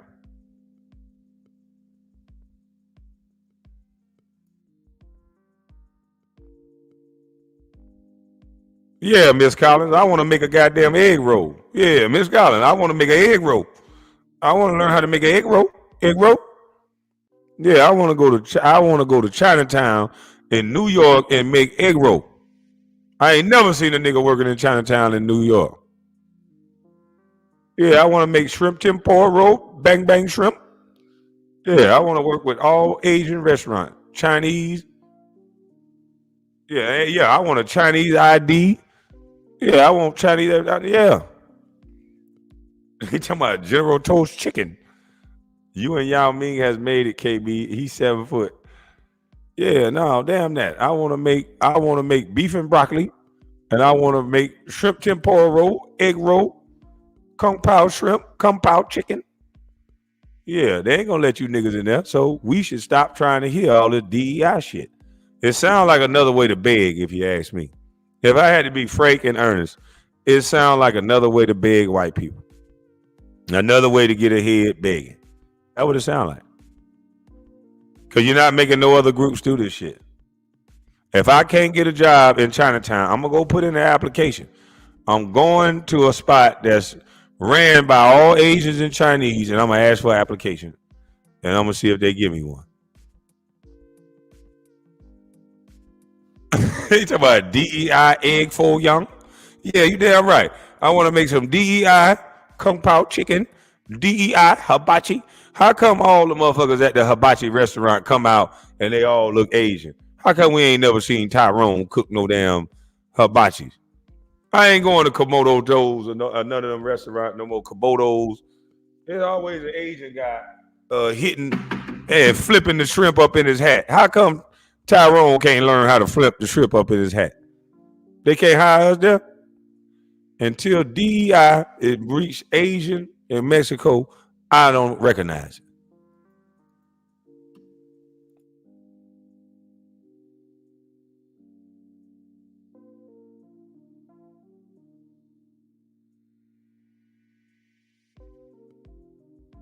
Go ahead. How do you define Diversity, equity, inclusion. Okay, yeah, go ahead. Is that what your definition? That is give me a literally definition the words then. Would you give me a definition DEI. of that? Give me a definition. Sir, I'm asking you a question, No, a you very have to direct question. Define it for me, if you I will. just defined it, sir. Do you believe that Vice President Kamala Harris is only on the ticket because she is a black woman? Well, I can say no. I think it's maybe a little bit different. So I've known her a long time indirectly, not directly very much. And she was always of Indian heritage, and she was only promoting Indian heritage. I didn't know she was black until a number of years ago when she happened to turn black, and now she wants to be known as black. So I don't know, is she Indian or is she black? She has always But you know identified what? as a black woman. I She went to a respect historically either black one. college. I respect either one, but she obviously doesn't, because she was Indian all the way, and then all of a sudden she made a turn and she became a black person. Just to be clear, sir, do you believe I that think she is somebody should look into that too when you continue in a very hostile, nasty tone. It's a direct question, sir. Do you believe that Vice President Kamala Harris is a DEI hire, as some I really Republicans don't have know. said? I mean, I really don't know. Could be. There are some, and there are plenty. I know this lady right over there, Harris, is a fantastic person who just interviewed me at length, and we had a great interview, I think, and I heard you got very good ratings on that. Well, you told me it was the longest one of your life, so we had a good discussion. Look, I want to talk about why you're here today. I mean, it is not lost on us how divided we are as a country. And as you were coming today, we really got to see that we are divided along the lines of race, along the lines of gender. And there is this question of, in this moment where we are, why come here? What is your message today? My message is to stop people from invading our country that are taking, frankly, a lot of problems with it. But one of the big problems, and a lot of the journalists in this room I know and I have great respect for, a lot of the journalists in this room are black. I will tell you that coming from the border are millions and millions of people that happen to be taking black jobs. You had the best. What exactly is a black job, sir? A black job is anybody that has a job. That's what it is. Anybody that has a job. All right. And Mr. President, they're taking the employment away from black people. They're coming in, they're invading. It's an invasion. Why don't they act like what's a black job? Motherfucker, most of the black jobs, we in the service industry, we in the truck driving, we in the ports. Most black men are convicted felons. So they don't qualify for your jobs with all the degrees. So what do you mean? Y'all act like y'all don't know what he's talking about with a black job. Black men used to be on the roads doing construction work. They used to be the truck drivers. They used to be the cooks. So the Mexicans are taking the black jobs. What the fuck are you ladies talking about? You ladies with all your degrees and the news anchors, do you not know what a black job is? There used to be black electricians. Go find one now. There used to be a lot of black plumbers. Go find one now. You can't find a black person on the road doing road work. You know how much money you get for holding that stop sign in the middle of the road? Why you think women were smart enough to say, hell yeah, we can do construction work so they can hold that stop sign for $40, $50 an hour? Some of them people that just holding that stop sign earning $30 an hour to tell you when to stop and goddamn go. So those jobs, those black jobs for people that did not want to go to college are being taken. So why are y'all acting like this is when it's bad journalism, when you can't say both sides of the coin. You're not supposed to push an agenda. You're not supposed to give a damn about the Democrats, and you're not supposed to give a damn about the Republicans. But what's happening is we have a biased media now. They're not trying to get to the truth. They're not trying to get the person to induce the truth out of them and their real thoughts. They're trying to get I got you moments. Because we all know what a black job is. In the comic books, in the comics gaming circles, we call it die because it killed franchises. Star Trek, Star Wars, MCU,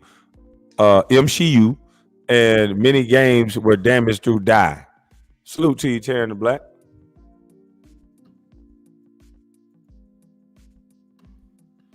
This is crazy.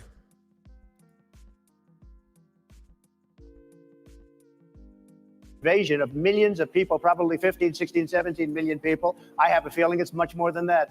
And everybody's been seeing what's happened. The first group of people, the black population, is affected most by that. And Kamala is allowing it to happen. She's the border czar. She's the worst border czar in the history of the world. There's never been a border czar like this. She's never even essentially been. She said she was there once. Right. That's a perfect response. But they asked for jobs for blacks. Make this make sense. It is all about who they like. For sure. Like, we ask for black jobs. We ask for black specific things, but then they get to talk about, oh, what's a black job? Want to make everything sound racist. Like, God damn.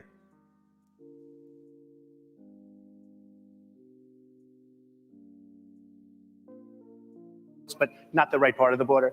So she was a border. She's done a horrible job. These people are coming into our country and they're taking black jobs and Hispanic jobs. And frankly, they're taking union jobs. Unions are being very badly affected by all of the millions of people that are pouring into our country. And one thing, as we discussed, many of these people are coming in from mental institutions, from prisons, from jails. They're gang members in other countries.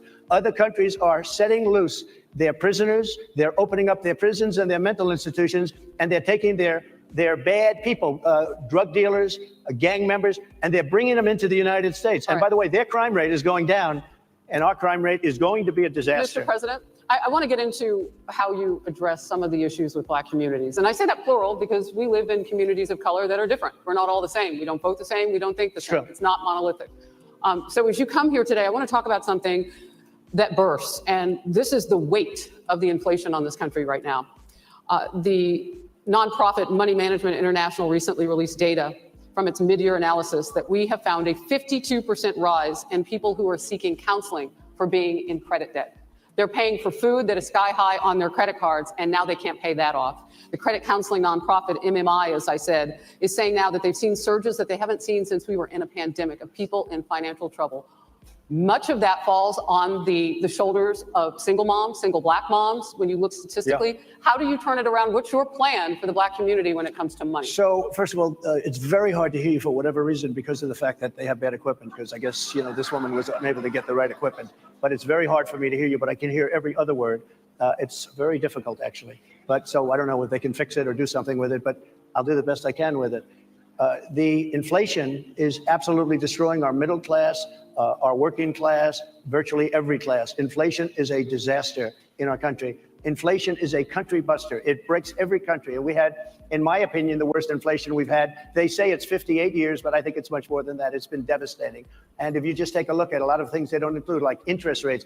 Interest rates went from 2.4% to 10%, and you can't get the money. People can't buy houses. They no longer have the American dream. Young people, young black people, they don't have the American dream anymore. They can't buy a house. They can't borrow the money because of the cost of the money. They can't buy it because of the cost of housing, because of the cost of...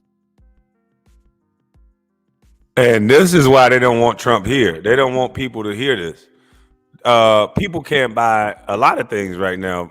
Only the hedge funds and the people who are pooling their money is buying up all the houses. The inflation, do you know what people are trying to do? They're trying to wait till next year. They're trying to wait till after the election to see if they can apply for different loans because these interest rates are so high. Like this is crazy. They don't want to get to the meat and potatoes of this. This is why Kamala Harris should have been on that stage. So you can talk about the money, the inflation, the things that's going on in real life, and not about who's having sex with who, not about who body their choice, because you're going to be able to do that anyway. Not about who's loving who we like, but about what makes America great. And it's a booming economy. It's a thriving economy. It's safe streets, a good school system, none of which we have right now. We got chaos. We got open borders. We got money going over to overseas. We got tax money being spent on illegals. Where's the Make America Great Again? Where's the Build Back Better? This ain't building back. Things are through the roof. You work a 9-to-5 job, you're trying to force companies to pay you more.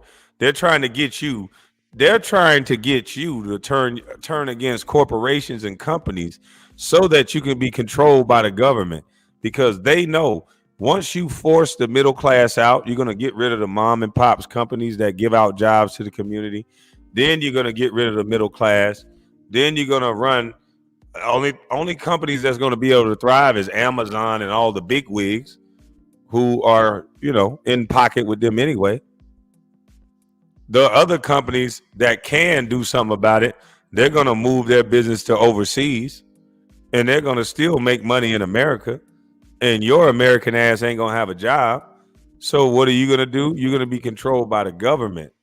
So the next time we have a lockdown and you live in government housing, and let's say they want to roll out this juggernaut and you don't want to take the juggernaut, they could say, well, for all the people that live over here that we take care of, you got to take said juggernaut. Because remember, the plan is we all will own nothing and we will enjoy it. That's the plan, remember? That's what they said. We all will own nothing and we will be happy. We'll enjoy it. Because this ain't going to work. Look at how many companies closed in California when they raised the minimum wage to what, $20? You're trying to make McDonald's pay somebody $20 for flipping a burger? You really thought that was going to work? They just closed and opened up more stores in the South. More people without a job. More people going on the government tit because they got to file for unemployment.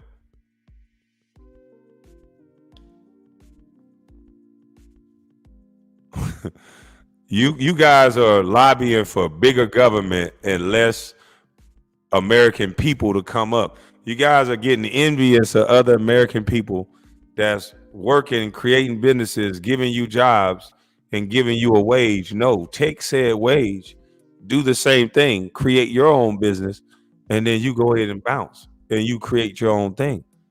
That's the American dream. The American dream has never been just to work for somebody. Oh, if you find a company that respects you and you find a niche in that company, cool. But the American dream, the dreamers wanted to be owners. The dreamers wanted to have their own land.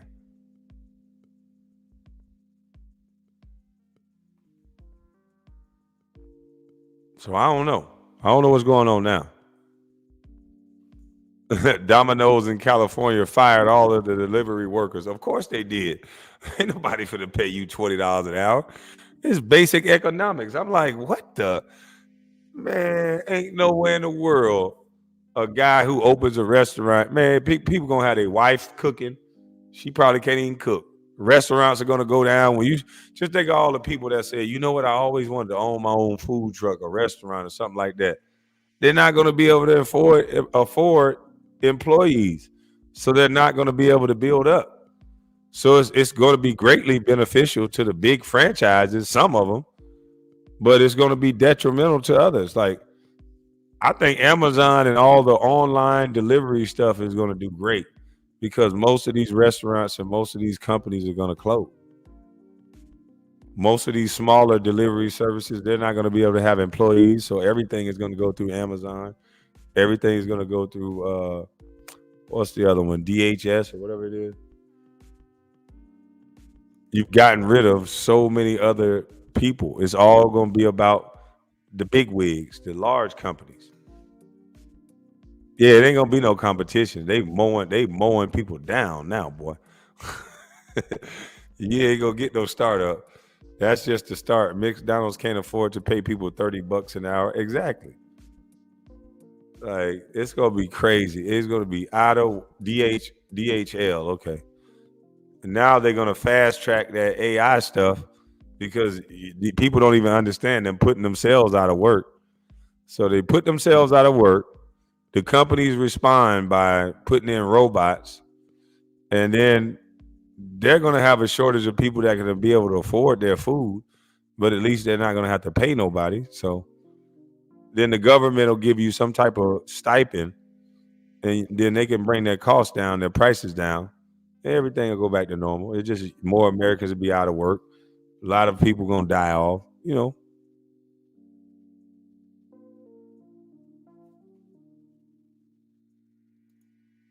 Amazon and Uber Eats mowing them down. I'm trying to tell you, people don't even go to the grocery store no more. All they got to do is Uber Eats it.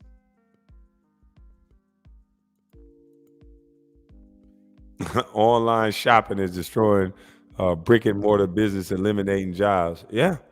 Shit, you can buy a house online now and just get with a contractor and contractor can set it up. You buy a whole house, they ship it to you. You can't get to the solution unless you have all the info, even from people you don't like. That's how I know we don't want a solution. Yeah, you got to talk to everybody. You can't just talk to people you like. You got to talk to people you don't like, as long as they're willing to have a conversation. But don't worry, we're going to be watching storylines from movies and athletes and the people who can see what's coming. You're going to call them haters until you see what's coming. Until another bigger celebrity say something like Cat Williams. They'll be like, oh my God, Cat Williams was right, boy. But I've been telling you about to go along, get along gang and these niggas the whole time. I have friends who are truckers who work in the oil field praying Trump comes back in. Come back, it's down bad. I know. There's a lot of people praying for Trump. They ain't saying it out loud, but they praying because they know this economy right here. There's some people saying, you know what? I don't care who in office. They ain't gonna affect my pockets either way. Shit me. Shit me. What kind of business you in?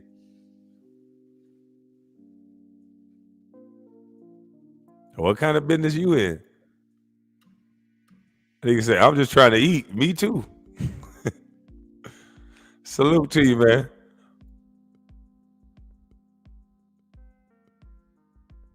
Build it because of inflation. Inflation is a disaster, and it's destroying our country, and it's destroying the black community probably as much or So what do more you do? than any. What's your plan? You know what we have to do? We have to bring down the cost of energy, and that's going to bring down the cost of inflation. This was all started with a bad energy policy by Joe Biden. By the way, just if I might, I was running against a man named Biden. You probably saw that. And he was losing very badly in the polls. And then he had a rather bad debate. I would say it was a bad debate. I would say it was one of the worst debates in history. And his poll numbers crashed. And instead of saying, you know, let's keep going and maybe something happens the other way, they said, oh, we're going to replace him. Let's just replace him. That's like you're in a fight. A prize fighter's in a fight. He's not doing well. You say, let's bring in another fighter. So our whole campaign was steered toward him. And now we have to steer toward him. But ultimately, it's the same because they have bad policy. They have policies of open borders, unbelievable open borders, horrible energy policies. They want to get rid of, as you say, gasoline in cars. They want to get rid of oil. They want to get rid of efficient heating. Mr. President. Environmentally, what they're doing is killing our country. They're absolutely destroying our country. But the inflation is the thing that's hurting the black worker, the black population, and every other population within our country. Inflation is the worst it's been, I think, in over 100 years. And they'll fact check it. They'll say it's only 58. Whatever it may be, they don't add all the numbers. They don't add the really bad numbers, and you can check that too. But inflation, Harris, is absolutely destroying this country and the people in our country. Yes, Mr. ma'am. President, can I ask you another question Yes, that is also impacting Black Americans? And that's very clear now. Good. I'm sorry? Okay, why don't they fact check Trump right when he says something like that? Is inflation out of control or not? They didn't even say, no, here's the numbers right here, Trump. You're lying. It's the worst it's ever been in 58 years. So you're right about that part. It's bad, but it's in 58 years, not 100. Like, how bad are these inflation numbers? Do anybody have the numbers on inflation right now? Somebody said you can't spend less than $100 at a grocery store today. Shit, I just spent $300 at the store. I was just trying to get 2-3 things. I think it was like $330. He said, because inflation is awful. He's giving us facts, not feelings. Oh, well, that's the problem. You got to give us feelings. You can't give us no facts. Yeah, you got to give us feelings. The world is built on feelings now. They don't want to hear nothing about no facts. It's 11 to 12%. Normally, it's 3%. So when a man comes up and say inflation is the highest it's ever been, the educated ladies on the panel is still trying to have I got you moments instead of saying, you're right about inflation, but the reason why it's like that is because it is and it's about to go down. No pushback. Just, can I ask you another question? Boy, we in trouble. I think if Kamala get in, what y'all think inflation will go to? 22%? And people will still be talking about we shall overcome. You ain't gonna overcome nothing with inflation going up and up and up.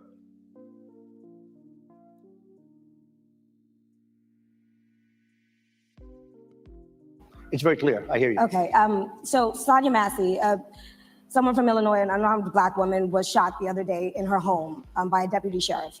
The deputy has since been charged with murder. You said police would get immunity from prosecution if you win. Why should someone like that officer have immunity, in your opinion? Immunity? Immunity. I don't know the exact case, but I saw something, and it didn't look good to me. It didn't look good to me. Are you talking with the water, right? Yeah, well, police unions are not backing this person either. But again, why would... Are they going to be charging the officer? I guess they're charging the officer. So why should he receive immunity?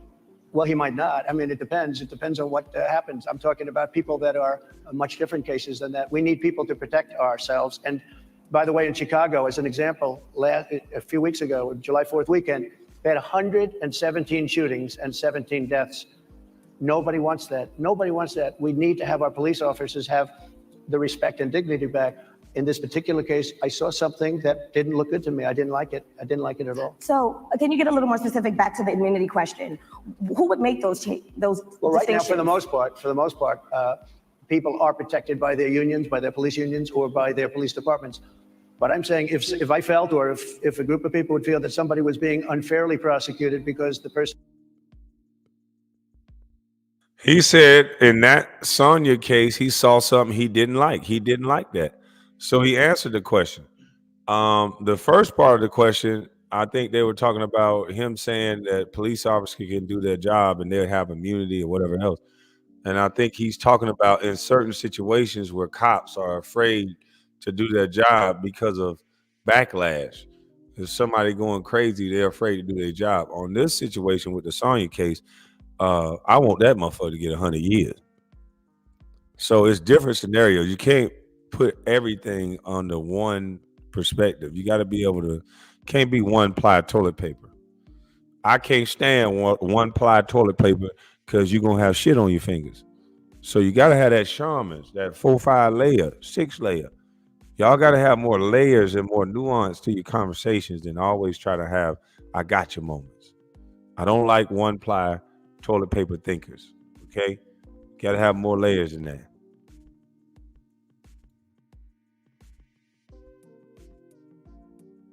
Did a good job maybe with crime, or made a mistake, an innocent mistake. There's a big difference between being a bad person and making an innocent mistake. But if somebody made an innocent mistake, I would want to help that person. What would those exceptions be? What would determine you an go innocent after mistake? somebody and it's a very close call and it's very dangerous. And you know, they have the policeman's life and woman is a very difficult thing because sometimes you have less than a second to make a life and death decision. And sometimes very bad decisions are made.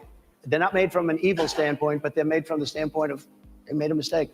So I want to follow up really quickly. I find it interesting because you do talk about reining in prosecutors, especially when it comes to prosecutors that are prosecuting you. Why doesn't that skepticism apply to law enforcement? Well, I've been prosecuted because I'm a political opponent of two people that have weaponized our justice system. I've been prosecuted. I just won the big case in Florida. Everyone said that was the biggest case. That was the most difficult case. And I just won it. Now, Biden has a similar case, except much worse. I was protected under the Presidential Records Act. Biden wasn't because he wasn't president at the time. And he had 50 years worth of documents. And they ruled that he was incompetent and therefore he shouldn't stand trial. And I said, isn't that something? He's incompetent and he can't stand trial. And yet he can be president. Isn't that nice? Mr. President, but they released him on the basis that he was incompetent. They said he had no memory and he was a nice old guy, but he had no memory. And therefore we're not going to prosecute him. I won the case and it got very little publicity. I didn't notice ABC doing any publicity on it, George. We covered you extensively, sir. I'd love to move over on to I didn't notice you. Damn, Trump killing them. Every time Trump make a point, I want to move on. I want to move on. I want to move on. It is true. And this is why politics is tricky. Because both sides be on some BS. The Democrats be on some BS. And the Republicans be on some BS. But when you catch both of them doing the same BS, it seems like one side get immunity. Trump had to stand trial. When he won the trial, nobody said nothing about it. When Biden got caught with all these documents, they just said he was old. They just said he can't stand trial. He's incompetent, but he's still the president. And nobody say nothing about this. It don't make sense. And then when they get this man in debate form, they ask him to show up, and then next thing you know, every question we got to move on from. It makes no sense. It makes no sense. The media is full of crap.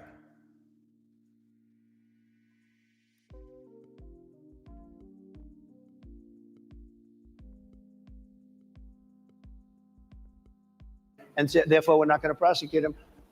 I won the case, and it got very little publicity. I didn't notice ABC doing any publicity on it, George. We covered you extensively, sir. I'd love to move over on to I didn't notice you now. do any publicity on it at all. I won the case, the biggest case. This is an attack on a political opponent. I have another one where Sir, I have a hostile judge. We have you for a limited time, sir. I'd love to move on to different No, topics. excuse you. You're the one that held me up for 35 minutes, just so you understand. If we can move on now to the state of the race, sir, I want to get back to the campaign. Senator J.D. Vance is your running mate. He's had a lot of controversy lately, and I want to read you a few things that he has said in the past. He said the Democrats running the country are a bunch of childless cat ladies who are miserable at their own lives and the choices they've made, and so they want to make the rest of the country miserable too. He's not talking here about how great it is to be a parent. He's attacking what he says are the choices people are making to not have children. Did you know that he had these views about people who do not have children before you picked him to be your running mate, and do you agree with him? No, I know this. He is very family-oriented, and he thinks family is a great thing. That doesn't mean he thinks that if you don't have a family, it's not. I know people with families. I know people with great families. I know people with very troubled families. And I also know people with no families. They didn't meet the right person. Things happen. You go through life, you don't meet the right person. But he's not just talking about families here. He also says that people that don't have children should get less votes than those that do. I'm just speaking for myself. Is that your and I campaign think position? I'm speaking for him too. He strongly believes in family, but I know people with great families. I know people with not great families that don't have a family. And the people without the family are far better. They're superior in many cases, okay? He's not saying they're not. What he's saying is that he thinks the family experience is a very important thing. It's a very good thing. But that doesn't mean that if you grow up and you grow older and you don't meet somebody that would be wonderful to meet and would have been good, that that's a bad thing. He's not saying that. My interpretation, you'll have to ask him actually, but my interpretation is he's strongly family-oriented. But that doesn't mean if you don't have a family, there's something wrong with it. Just one last point, and then we'll move on. Just one of the bedrock principles of American life is one person, one vote. Senator J.D. Vance has suggested that someone who has children should have more votes than a person who does not have children. I just want to be clear here. Is that the position of your campaign? Well, no, but it's not something I've ever heard before. I can tell you this. Right now, you have illegal aliens coming into our country, many from prisons and many from mental institutions, and they want to give them votes. I don't think they should have votes. They came into our country illegally, and they're taking the vote away from all of the people in this room that have been here a long time, that have worked hard, that in many cases, and you'll see this happening, if I'm not elected, you're going to see it happening. If I am, you're not going to have any problem.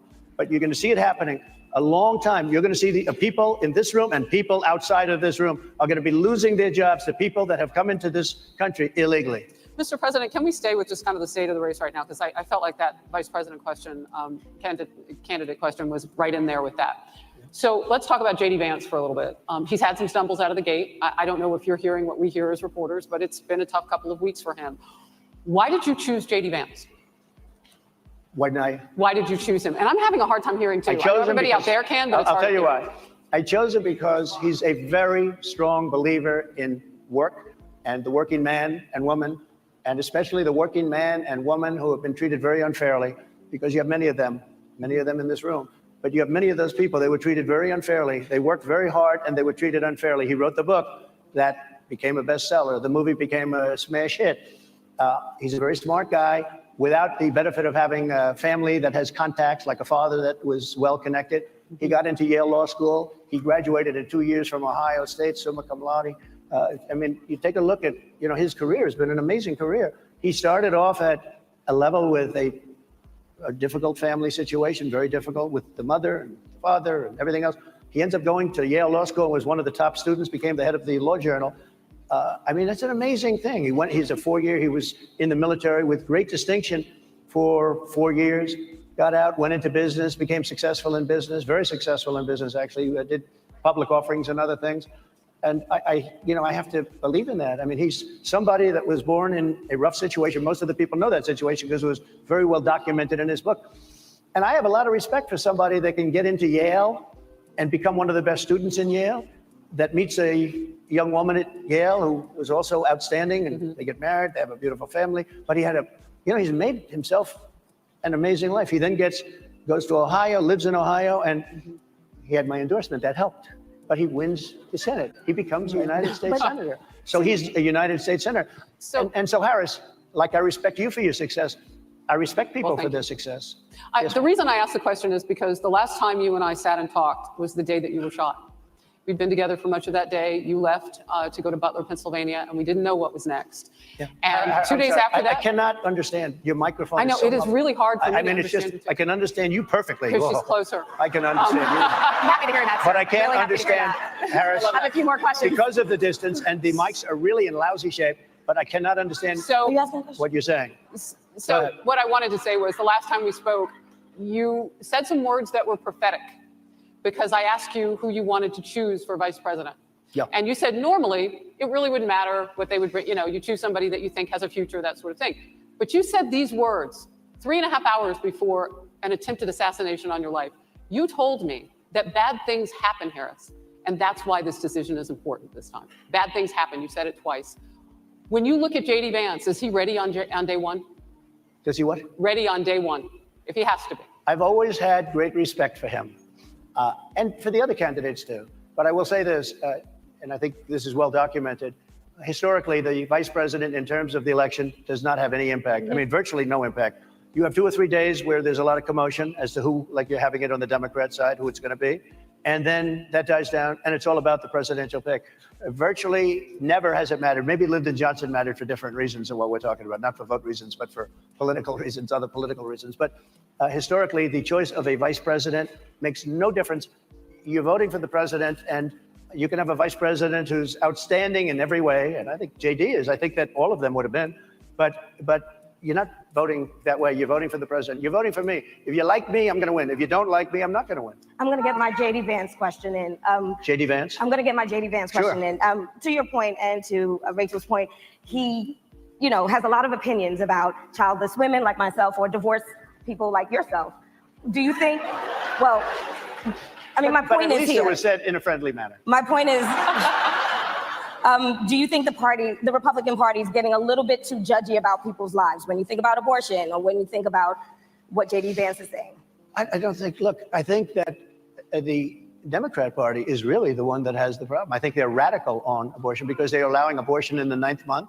They're allowing the death, they're allowing the death of a baby after the baby is born, based on Sir, the that's governor illegal of Virginia. in every state in the Based country. on the governor of Virginia, Executing a they're baby allowing in the every death state of in the the country baby is illegal. after it's born. They're It's a allowing crime. abortions in the 8th and 9th month. Well, Democrats have denied. I think they're right, and I think the Republican Party is actually much less. I think I've made them much less radical, perhaps. But the Republican Party, what we're doing is bringing it back to the states where everybody wanted it: Democrats, Republicans, liberals, conservatives. Everybody wanted abortion brought back. They didn't want Roe v. Wade in the federal government. They wanted it. Everybody. But the wanted majority it of back. Americans oppose Roe v. Wade being overturned. They Multiple don't know polls have about showed that, this. sir. Right now, they're voting. It brought it back to the states. Now, I happen to believe in the. They always trying to discredit Trump. He just said everybody wanted it back to the states. Not just him, everybody. So all the women that are upset, get mad at the people you elected in your state. It's not a president thing. Your state can decide what they want you guys to be able to do in your state. If they think abortions are okay, then it'll be okay in your state. Now they want to talk over Trump because they want to run this narrative that it's on him for making the decision when he's trying to put it back onto the state. And everybody wanted it. So what is the problem? What is the issue? Is everything Trump's fault? Is everything the president's fault? Or can your state handle that? You guys can elect the people in your state. If you want to have abortions in your state, elect the people in your state that will allow you to have abortions. If you don't want to have abortions in your state, elect the people that you don't want to have abortions in your state. It's a local thing. You live in that community. Serve the community that you live in. Why is that a Trump thing when he lives in Mar-a-Lago? He ain't worried about no abortions. He old. He ain't finna have no more babies. Make it a state by state thing, and y'all figure it out. That way you're not. That way you're not electing a good president just because he's allowing people to kill babies, or he's not allowing people to kill babies. You put it on the state and you leave that out of the president hands, and now that's not something that's decided in the election, because that's been deciding the election for a long time, whether people can kill babies or not. I think that was a smart thing to do. Whatever state you live in, take it up with the governors, the mayors, the people in your state.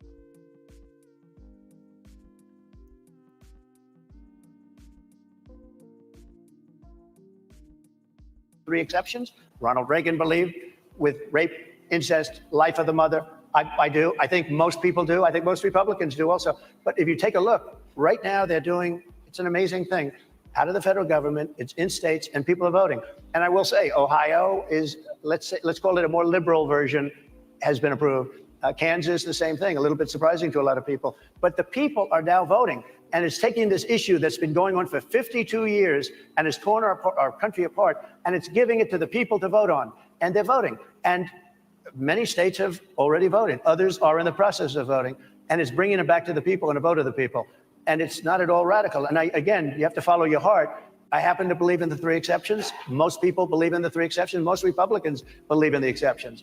But they don't want to see an abortion in the 9th month or the 8th month. Almost everybody agrees to that. And they certainly don't want to see, in the case of the governor of Virginia, the former governor, I might add, who said, we set the baby aside and then we decide what to do. Meaning, what do? We execute the baby.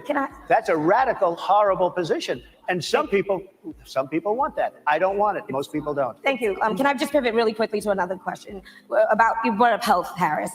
You're an active man. Now, 3 women on the panel.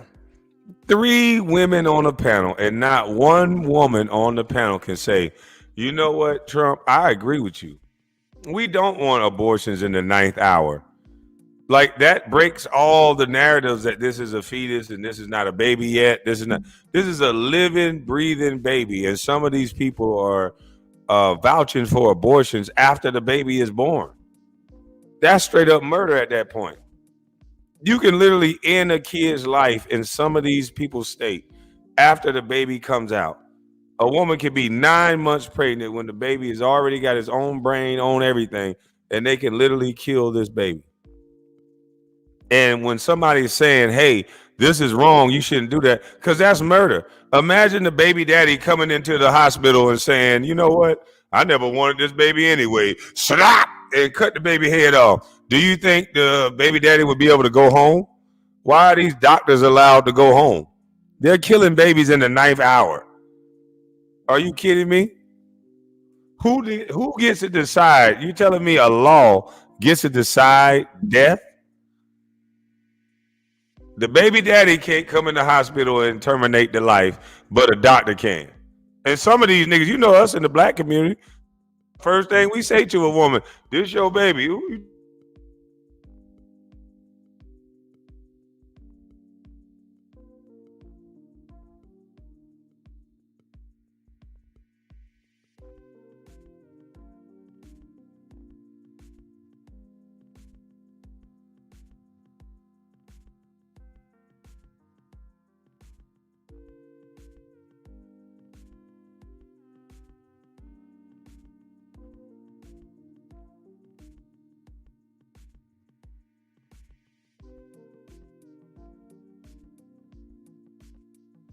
do it, then why is a doctor allowed to do it?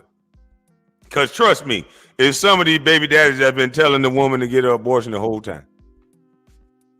If some of these baby daddies been saying, what about the baby daddy that said, I don't want the baby with you. I want you to get an abortion. And she say, no, I'm going to term. And can the baby daddy come up in there and say, you know what? I'm tired of this shit. I'm going to end this pregnancy right now in the 9th hour. I didn't want this baby.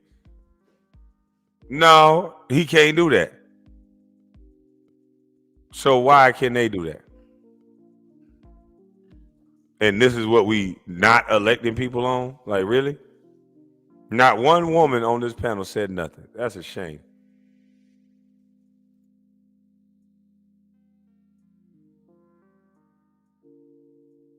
See you golfing all the time, but if you win, you'll still be president at 82.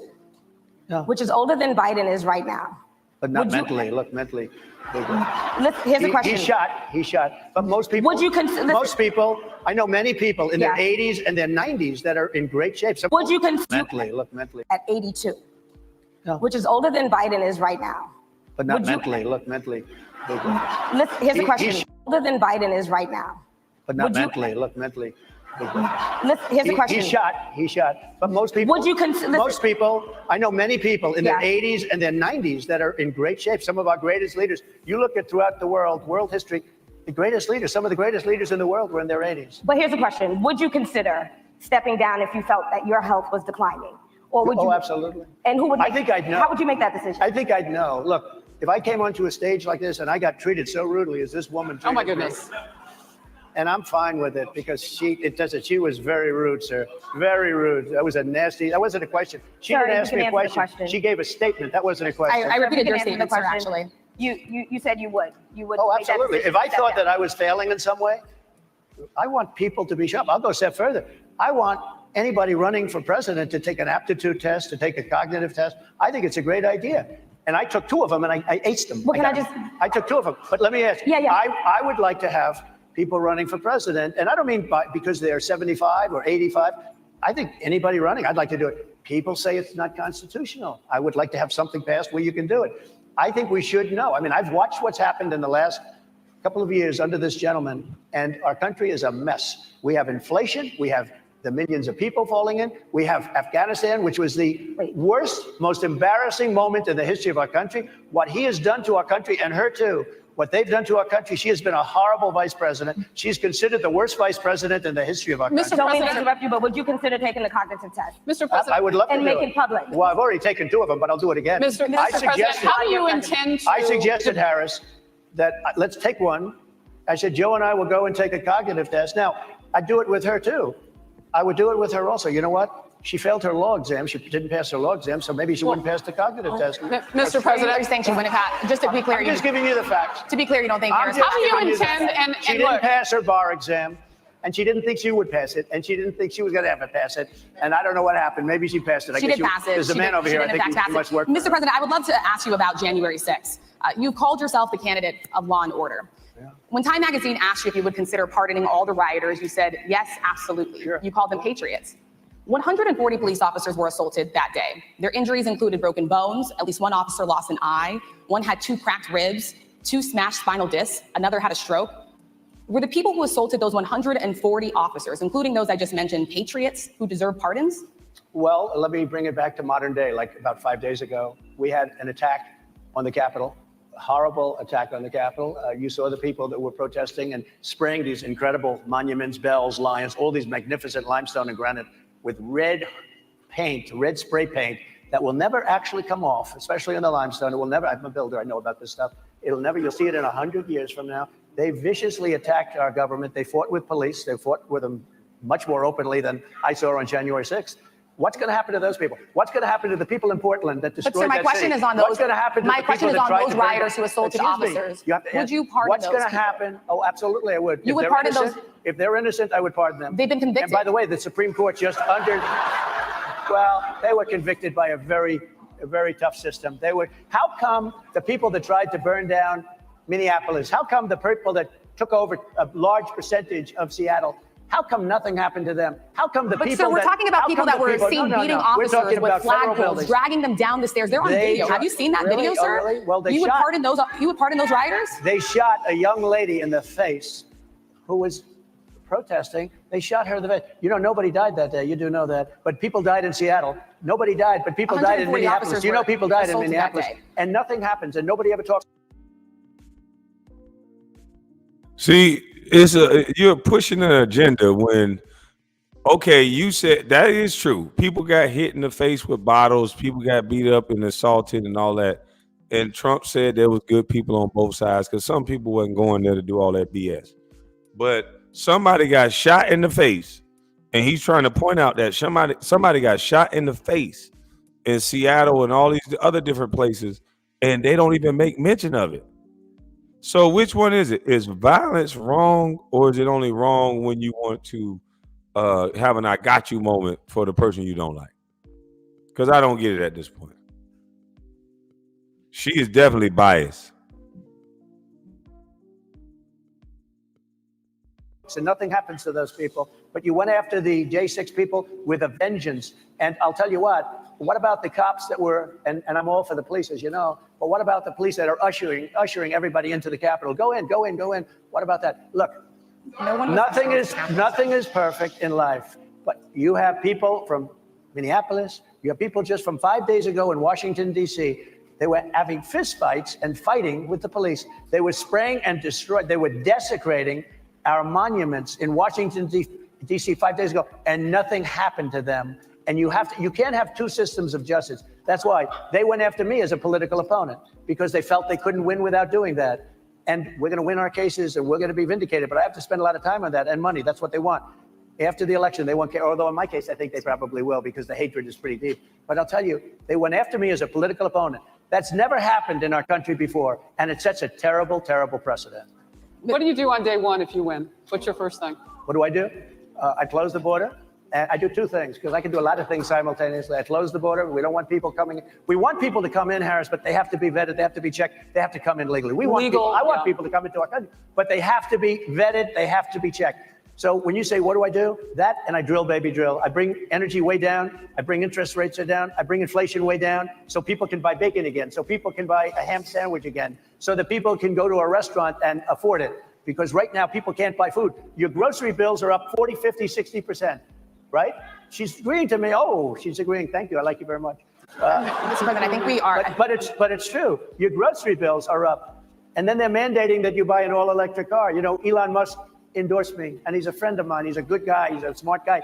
But I'm against everybody having an electric car, okay? I'm very much against that. You have to be able to, if you want a hybrid or if you want a gasoline-propelled car. But, you know, we have more liquid gold, gasoline, oil, under our feet than any other country, more than Saudi Arabia, more than Russia, more than any other country. I want to use it. I want to use what we have. I want to bring down prices, bring down costs, and I also have to stop the invasion. And remember, they're taking your jobs. These people coming in are taking your job. Project 2025. I think we have to leave it there by the Trump team. All right. So leave it. That is the last word. Thank you so much, Mr. Trump, for coming today and joining us. Well, thank you very much. They've been telling us. Thank you, Karen. Thank you, everybody, very much. Great Thank you, honor. Mr. President. Why didn't they let that lady get the question out about 2025? They should have let her get that question out about 2025. That's crazy.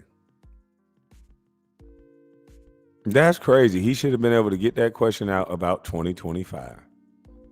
They say she shut down the project 2025. Yeah, because he gonna be able to say, hey, look, I didn't tweet it. I said I don't agree with this 2025. Man, that's crazy. But listen, man, I thank you guys for coming in and showing up and showing out. I was gonna drop the link, but I don't want people, rioting and going crazy over some nonsense. So what I'm gonna do is I'm gonna go eat, and then I will come back and then I'll have a panel and we can talk about it. I might come back and nut up on some people. I don't know. Or I might come back and just go on my main channel, but we'll be back. But I appreciate y'all for showing up for a bus. We had 600 people in the chat. We got over 600 likes. So appreciate you. Thank you for everybody who super chatted. We just wanted to let you know that she ain't black. And we got to start thinking, people. Wake up. Open your mind. Stop being so afraid. I'm done being afraid. You got to just be real. You got to just tell the truth. If more people tell the truth and be encouraged, then the less we can get bamboozled, hoodwinked. So it is what it is. Let's do the damn thing. Have fun. Enjoy this Friday. I'm about to get me a re-up on some Swagger Dash, so I know I'm going to enjoy my Friday. If I do a video in between this, I'll probably do a video on my main channel and then come back and nut up and act like it's Friday on this channel. So y'all have a blessed day. I'm up out of this thing. I'm gone.